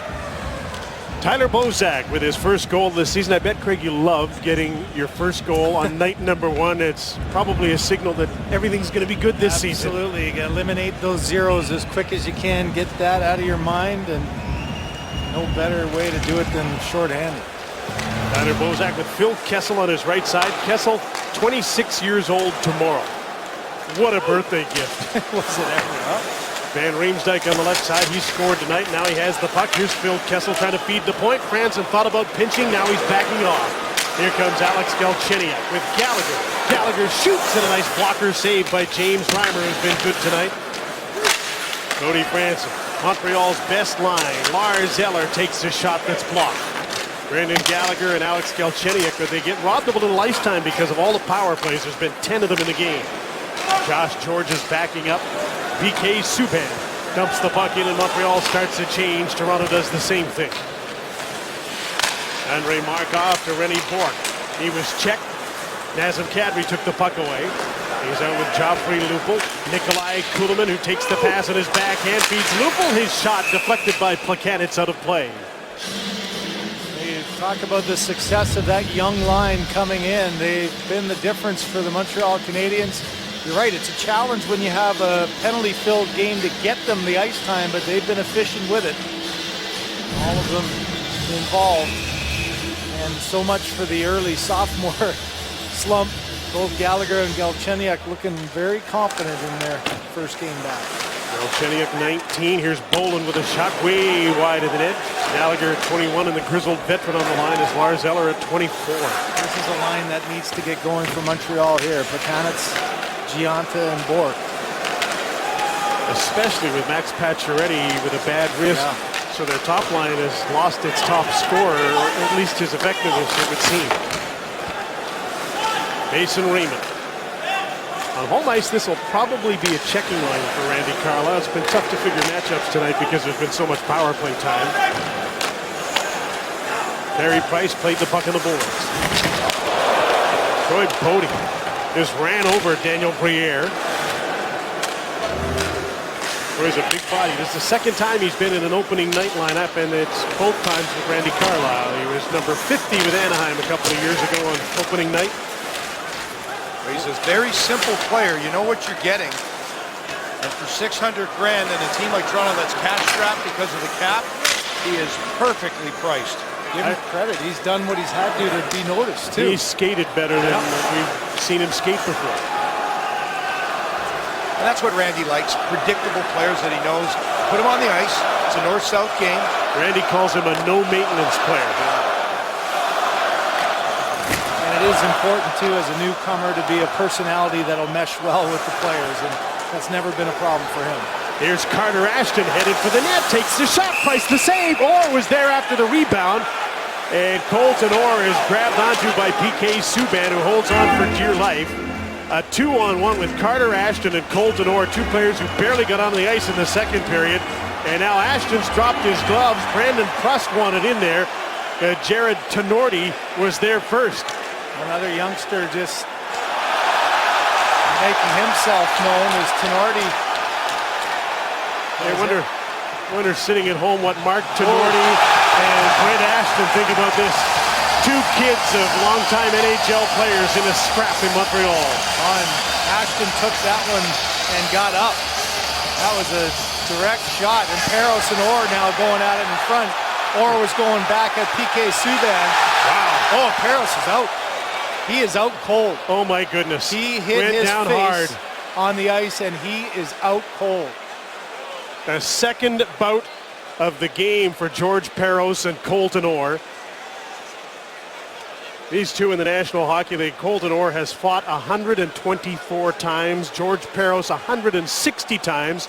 And in one of their fights a few years ago, you may remember that it was Colton Orr who went down hard and hit his head on the ice, and we thought his career might be over after that scrap against George Peros. And here's an example of, everybody gets involved and likes the action of a fight, but this place is deathly silent in watching this.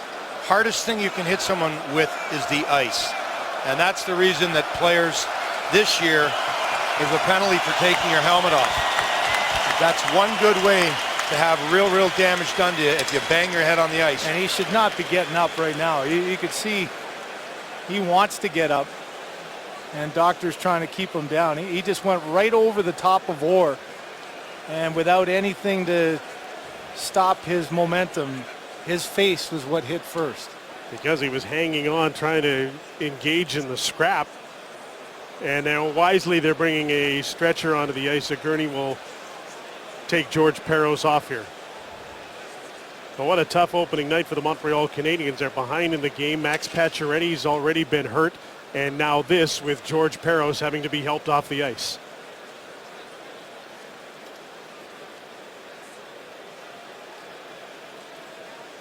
And so an early season, first game in the Atlantic Division, has the division living up to its billing. And the impact of this as Bergevin looked on. I mean, this isn't a short-term thing. When you're out like that, you're at least a week or so for Peros. And it's one that obviously you have great concern going forward as he hit himself very heavily on the ice. Well, it's a tough play. I mean, here he's brought in to do exactly this, and that is stand up for your teammates. He does a good job. It's the second tilt of the night. Takes advantage of the fight, but he's got his hands tied up, and as he's heading over, he has no way to protect himself from head first, chin down on the ice. And you could see he had his eyes closed there too. Even in the bout, he thought that Orr was there to hit, and Orr had slipped and fallen down. Scary thoughts. Orr's response was scared as well. He gets up right away and signals for the doctor to come out. He's talking, communicating with the doctor, and moving. In fact, as you saw, he tried to get up, and they've wisely said, no, that's not a good thing, so they'll help him off the ice on a stretcher here. Fourth scrap of the game, the second one between Orr and Parros. And all this happened because Orr and Subban were jawing at each other and going back and forth, and while Tinordi and Ashton were fighting. The focus went to the corner, and everybody forgot about Orr for a second, and then Orr and Subban went back at each other, and that's why Parros came in. I thought Carter Ashton was a player that was hit on the button and potentially knocked down and out as well. He seemed to have a great deal of difficulty after he was punched. And he's by gone Tinordi. He's gone to the dressing room while Tinordi sits in the penalty box. No easy job, this enforcer, tough guy role in the National Hockey League.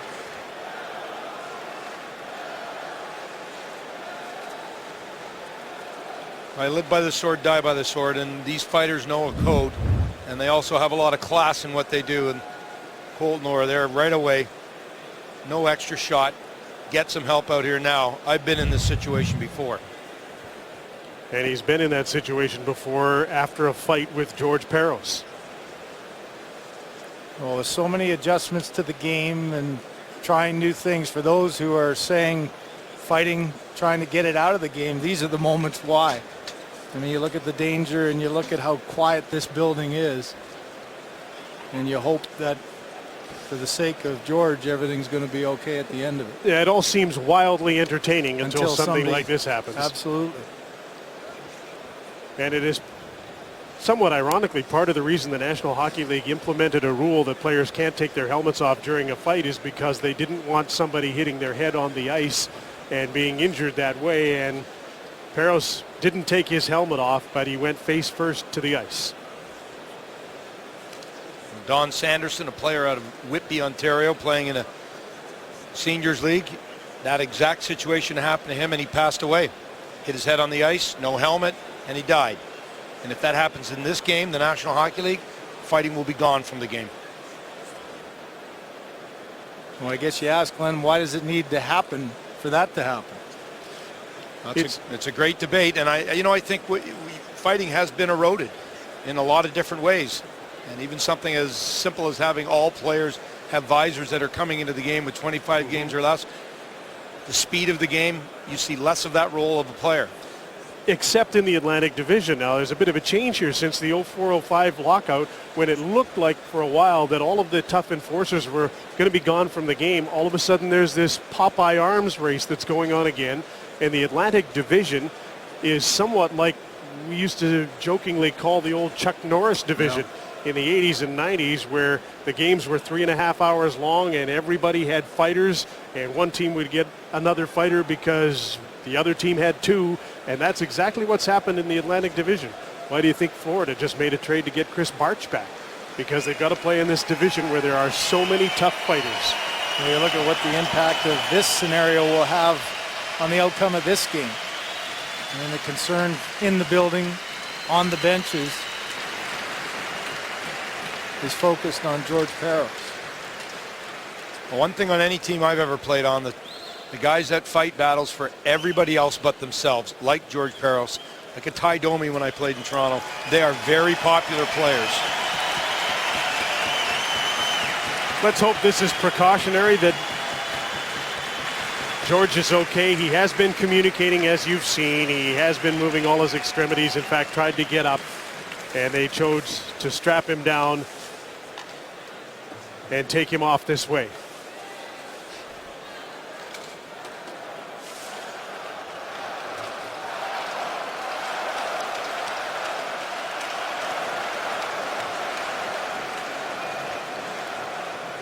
At the end of all that too, Jim, it looks like we're not going to have any power plays.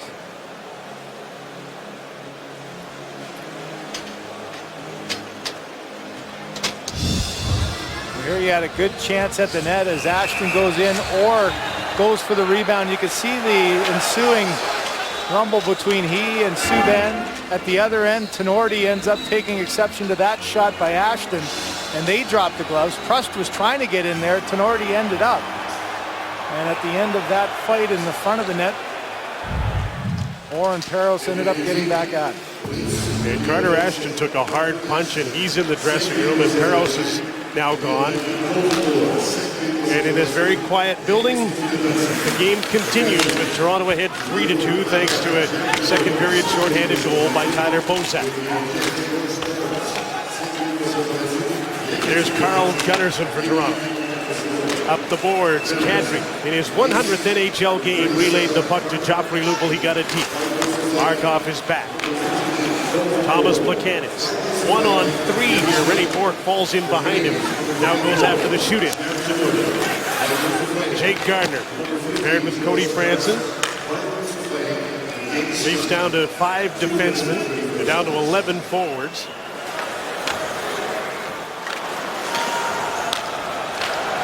David Desharnais weaving through center. Frankie Bouillon to Desharnais off the tip of the glove of James Reimer. Josh Georges in for Briere, checked by Gunnarsson. Desharnais follows with the puck, turned to get away from Ranger.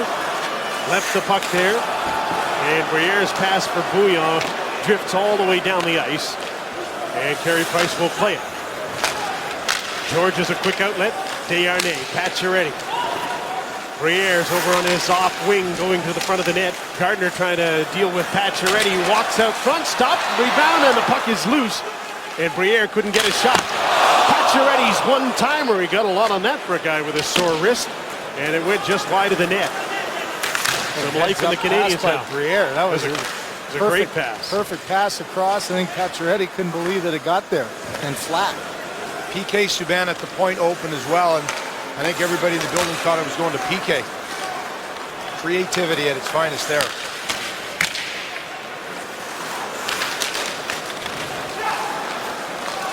Here's David Poland.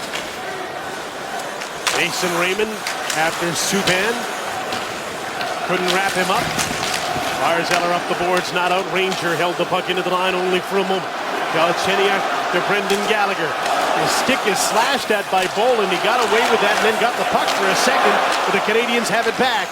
Bouillon with his shot. That was blocked by Boland. Diaz with his shot. That was blocked. And here's a 2-on-1, maybe a 3-on-1. Mason Raymond with David Boland. Raymond scores! Tried to pass, got the puck back, and buried it. Mason Raymond with his first as a Toronto Maple Leaf. It's 4-2 Toronto. A fortuitous bounce there for Raymond as he, the entire way up the ice, is looking to make the pass. He wants to get it across, and instead it comes right back to him. Bad break for Bouillon as he comes. Diaz with the shot. Can't make the play. Bouillon plays it pretty well. Stays in the middle, goes down, and it hits his skates, come right back onto the stick of Mason Raymond. Look at the effort by Eller coming back. He was diving down to try to stop that pass. Had the pass gone through, it probably wouldn't have got to Boland. Instead, a tough play for Carey Price. Crafty play by Raymond, though. He has his head turned as if he's going to pass the whole way. Then he looks at the net, and then you think, okay, he's shooting now. There's no pass available. Yeah, he makes the pass then. An important acquisition, especially given the suspension of David Clarkson. And now a 2-goal lead for Toronto on the road in the NHL opener in Montreal. Joffrey Lupul on PK Subban. Josh Georges up the boards to Travis Moe, and he tipped the puck out to center. Desharnais with Brandon Prust following. Prust takes the shot, stopped by Reimer. Doesn't know where the puck is. Off his glove and behind the net, and he just finally found it. Here's Prust again. Moen's out front. Desharnais double shifting with his fourth line. From the blue line, Georges with a shot, stopped by James Reimer with Moen screening. Here comes PK Subban off the blue line. Hard around on the boards. Georges holds the puck in for Prust. It took a Toronto bounce there for Dion Phaneuf. Jake Gardiner flips the puck out to center. Icing's waved off as Georges goes back.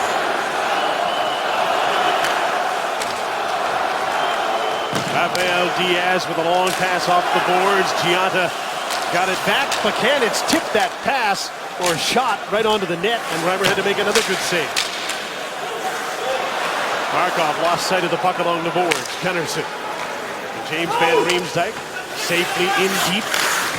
Tyler Bozak trying to fight off Diaz. Gianta against a pinching Gunnarsson. Kessel turns and fires the puck back in. Lots of time left, but already the Leafs are in safety mode here. Just get the puck deep, make the Canadians come a long ways. Yeah, you got to think the Canadians are needed to get their defense up in the play too. It created that last goal by jumping in, but I would expect the likes of PK Subban will be jumping up every chance he gets. What's the atmosphere in the building too in the last sequence that has just totally changed, which at one point this is a tough building to play in, and understandably so. The last shift with Orr and Parros has taken everything out of this building. And yet moments before that fight, the building was alive when Ashton went down. Ashton and Tinordi fighting, Orr and Parros fighting in game misconducts. And don't you think too, the shorthanded goal really changed that as well in that second period. Took the atmosphere away.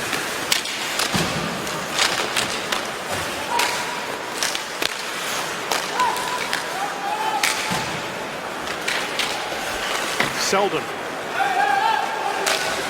you hear this kind of atmosphere in Montreal. At the attacking blue line, Toronto's offside. Mason Raymond has made it a 2-goal Toronto lead. You're watching Molson Canadian NHL face-off on CBC's Hockey Night in Canada. Here at the Bell Center, they took the stretcher off the ambulance, which is positioned here in the hallways of the Bell Center. And I asked one of the attendants, are you going to get George? And he said, yes, we are. We're taking him to the hospital. He has not been seen, though, coming back on that stretcher into the ambulance. So he's still being tended for here at the Bell Center as it stands.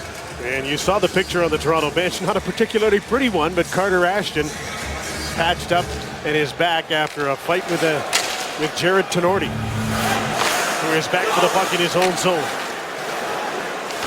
And the Toronto Maple Leafs on opening night have a 2-goal lead in Montreal.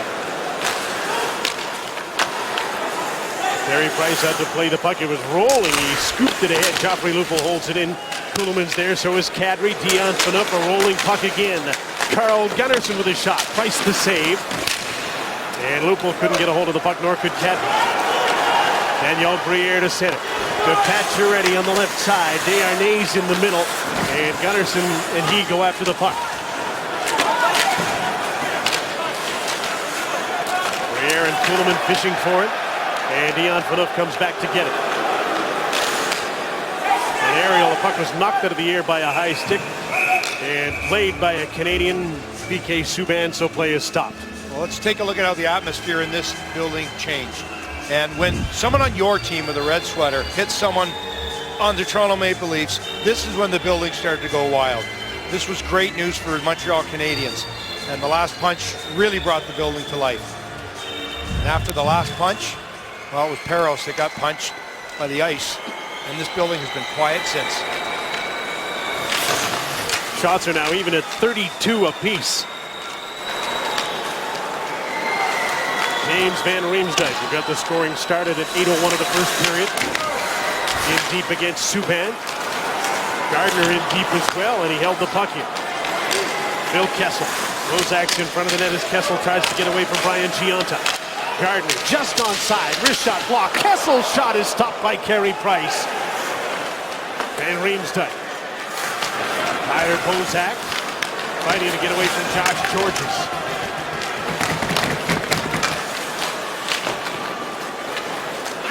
And now Subban steps in front of Kessel. Toronto started a change here, and they hold the puck in. Franzen did it, and fresh line comes over the boards. Dave Boland's group. Boland with a back check against a more tired Rennie Bourque. Here's Mason Raymond. 1-on-3, Bolin tapping his stick. He wants the puck. Bodie goes to the net. Raymond shoots, stopped by Carey Price and deflected to the corner. Best way to try to protect the lead, playing the offensive zone. Montreal at this point unable to really get any momentum back. No energy in their game at all right now. You heard Don talk about the Leafs' schedule with the game tomorrow in Philadelphia. That extra goal just gives them such breathing room, allows them to go with more of a 3.5-line game and rest some bodies. Troy Bodie on the ice, by the way, got his first assist in the NHL since the 9th of May 2011 on Mason Raymond's goal, thanks to his block. Bouncing puck held in. Here's Lars Eller, the trailer. Diaz shoots, missed the net up high. That could have changed the atmosphere. Markov, Diaz fires a shot, and Reimer makes the save. And again, there's no rebound. Haven't been many second chances at all from James Reimer, who held the puck. James Reimer will be the feature on our Hockey Night Focus coming up. Brought to you by Subway Restaurants, and the Focus is number 34 for Toronto. Well, the focus before the game is who would play. He earned the right to play. Believe me, being the starting goalie in Game 1 matters, and he has really made a difference. He's looked athletic. The smaller pads have made him look quick. He's been steady. Very few problems with any of his rebounds. And so James Reimer has stood up to the test. Montreal's looked quicker, and they've had more scoring chances to 2 periods. Reimer's been the real deal tonight. 101st NHL start as Diaz takes a shot over top of the net. He's 2-0 for his career in this building.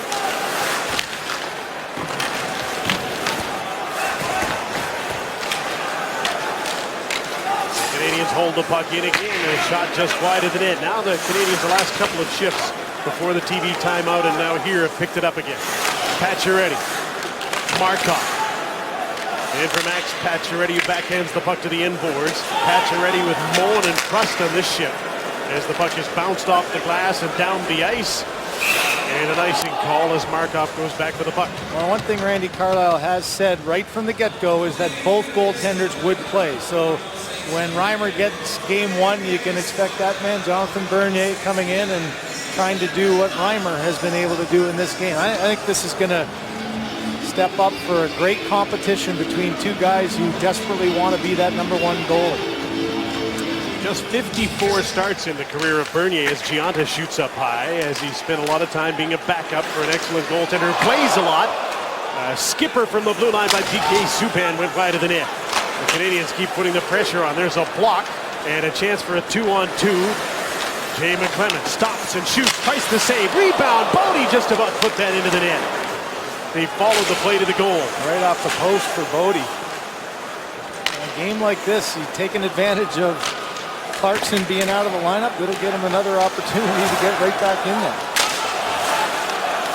Nazem Kadri left the puck behind. Now he pokes it up to center.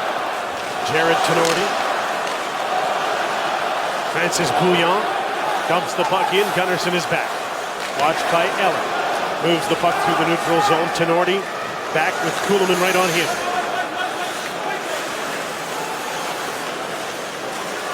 And the Leafs just play cautious defensive hockey here. No icing that's indicated right away. And in this building tonight, you could clearly hear it. Yes.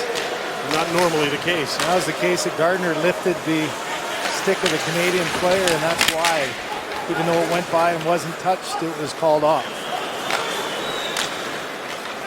Brendan Gallagher turns Gardner, who turns and gets the puck himself. Jay McClement up the middle. Dave Bolin with him, so is Mason Raymond. Raymond's gone to the side of the net. Now he takes the pass, cycles back. Good time-eating sequence here for Toronto. McClement will start the cycle in the other corner. Raymond to Bolin. Little keep away by this group. That's part of the reason the Leafs were so successful in third periods and holding leads, because they could go into this time-eating defensive posture and eat up the clock, not give up many chances. They really became good at one-goal games. 11, 3, and 5 last year in one-goal games. They learned how to protect a one-goal lead. And it figures they should be even better now. It seems like Randy Carlyle's been around forever, but this is really just his first full season at the helm of the Toronto Maple Leafs. And most important, first real training, right? Yes. I mean, that's the big difference of being able to actually work with your team, create a culture. Here's Desharnais, couldn't handle a bouncing puck and a pass from Pacioretty. And Van Riemsdyk is away to center. 2-on-2, he's got Kessel with him. Doesn't try anything fancy, just gets the puck deep. Kessel gets it back to the line. Mark Fraser back in action after serving his time. The centering pass taken away by PK Subban. Carlisle was hard on his team this morning. Or was he ever? He watched a couple of drills, didn't like the execution, stopped the drill, back to the board, and it wasn't, let's just ease into this, put our toe in the water. He expected excellence right off the bat, right from this morning on. It wasn't just a little skate this morning. It was a full-blown practice. It was attention to detail. Travis Mullen. Prust's in front. Thomas Plekanec. Kadri working defensively here. Fans wanted a penalty on Mark Fraser for a hit from behind. Lupul gets the puck out for Toronto. Fraser just now separated from Brandon Prust. Shooting by Travis Mullen, end of his shift. Prust looks like he wants to extract some revenge here. Bumped into the goaltender. He's out of the net on a hard shot that missed the net from Rennie Bourque as Reimer scrambled to get back in. Here's Mason Raymond back the other way. McClement drives the middle and heads for the inboards after the puck against Tenorti. And there's a scrap behind the play. Here we go again. We got 6 guys on the ice for the Leafs, though. Fraser and Prust. So what's your call here? Fraser was on the ice. Look at, they're trying to get Franson off now. He jumped back onto the bench, but the Leafs had 6 guys as Fraser made a change. Franson had come on, and then he got engaged in a fight. Prust was angry because he felt he was hit from behind by Fraser.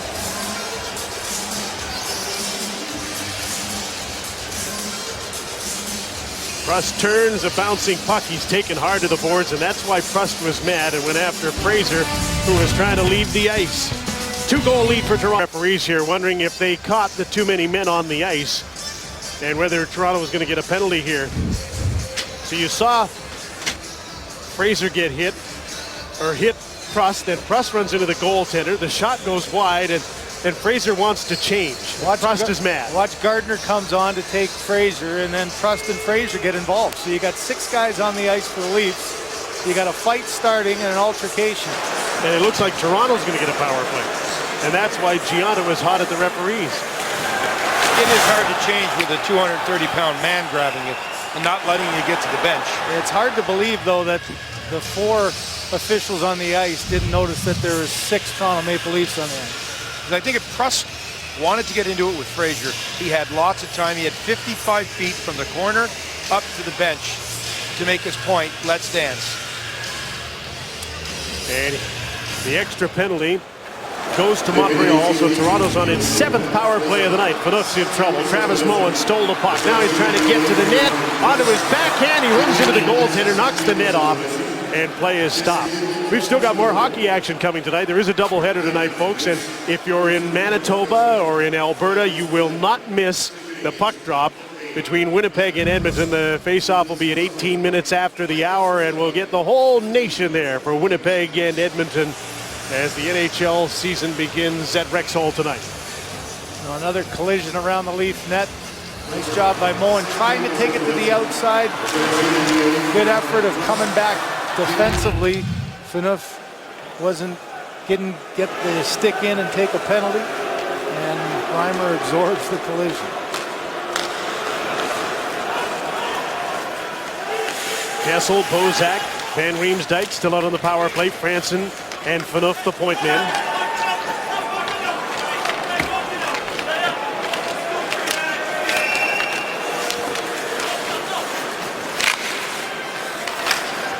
Finally the puck comes loose. Phaneuf gets it after some hustle by Kessel. Here's Franson to the side of the net. Van Riemsdyk with a backhander towards the front. Van Riemsdyk with another shot, and Price made a wonderful save on James Van Riemsdyk. Now Dion Phaneuf. Van Riemsdyk back in his office on the power play in front of the net. Slashed at by Price. Kessel with a shot. Rebound. And Bozak had an empty net there, and he couldn't bury it. He hit the side of the goal after the shot by Kessel was stopped. Kessel's 13th attempt at the net. He has not been afraid to shoot the puck tonight. Bozak, there's another nifty backhander by Van Riemsdyk. He likes to make that play, and this time it hit a skate. Bozak, a backhand pass that fooled Franson and went off his skates. And the Canadians finally clear the puck. 30 seconds to go in the power play. How about some of the desperation saves by Price? He's had to fight through bodies. He had to fight through rebounds. He made another just glorious glove save on that rebound earlier. Jake Gardiner with a pass to Mason Raymond, and the play is just offside in the last 19 seconds of the penalty being served by Alex Galchenyuk. Some pretty good chances down low through a pile. You could see how the glove of Price is the only thing you can see in your screen, and he's somehow able to get a piece of it. Van Riemsdyk not able to get it up high enough, but Price through the crowd was able to battle and get a piece of it. Quick update from David on George Parros. Guys, really quickly, I just want to say about 5 minutes ago, Parros did leave in an ambulance. They're going to a local hospital for further evaluation. So hopefully everything will be all right. But right now he has left the Bell Center in an ambulance on a stretcher. His team down a man, down two. Eller trying to get away from Jake Gardiner. Cuts to the net, scores!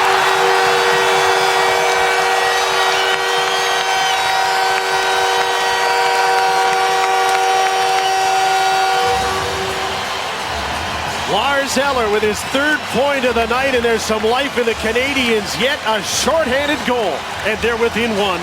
Don't go away, folks. We saw the earlier chance shorthanded by Moen on the other side. This one gets by Gardiner, and Gardiner does a nice job of trying to get on his horse and get back. But look at the legs of Eller. Just kept his legs moving, drives it deep, and then finds a hole underneath the blocker of James Reimer. Glenn, a tough play for a goaltender with all those bodies coming with speed at you. Well, you've got Moen on the shift before, who made no attempt to avoid Reimer. Took him out of the play, took the net off, and Reimer had a little chat with the referee. That gets you thinking. And on that particular play, Reimer just didn't stay with the play.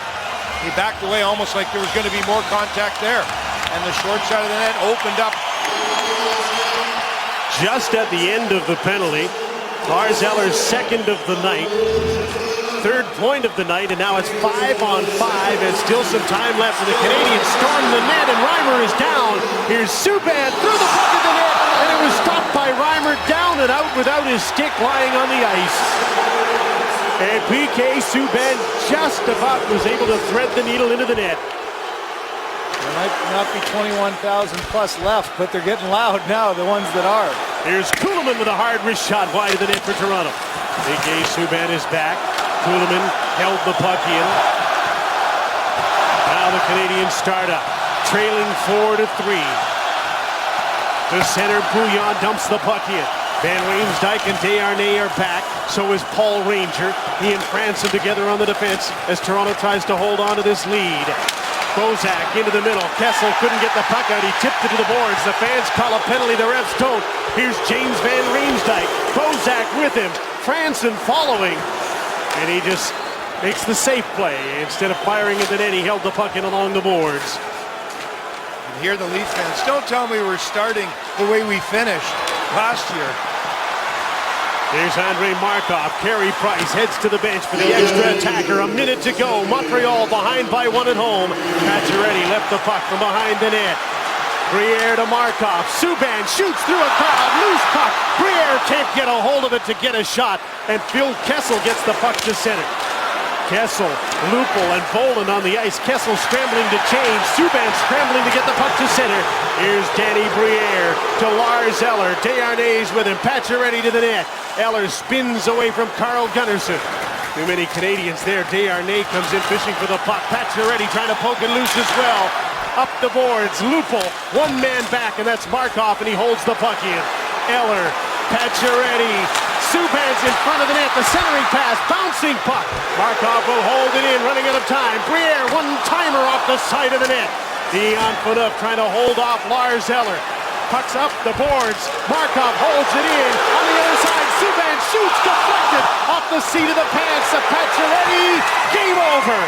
An exciting finish, but the Canadians run out of time, and the Toronto Maple Leafs have opened another season in Montreal with a victory.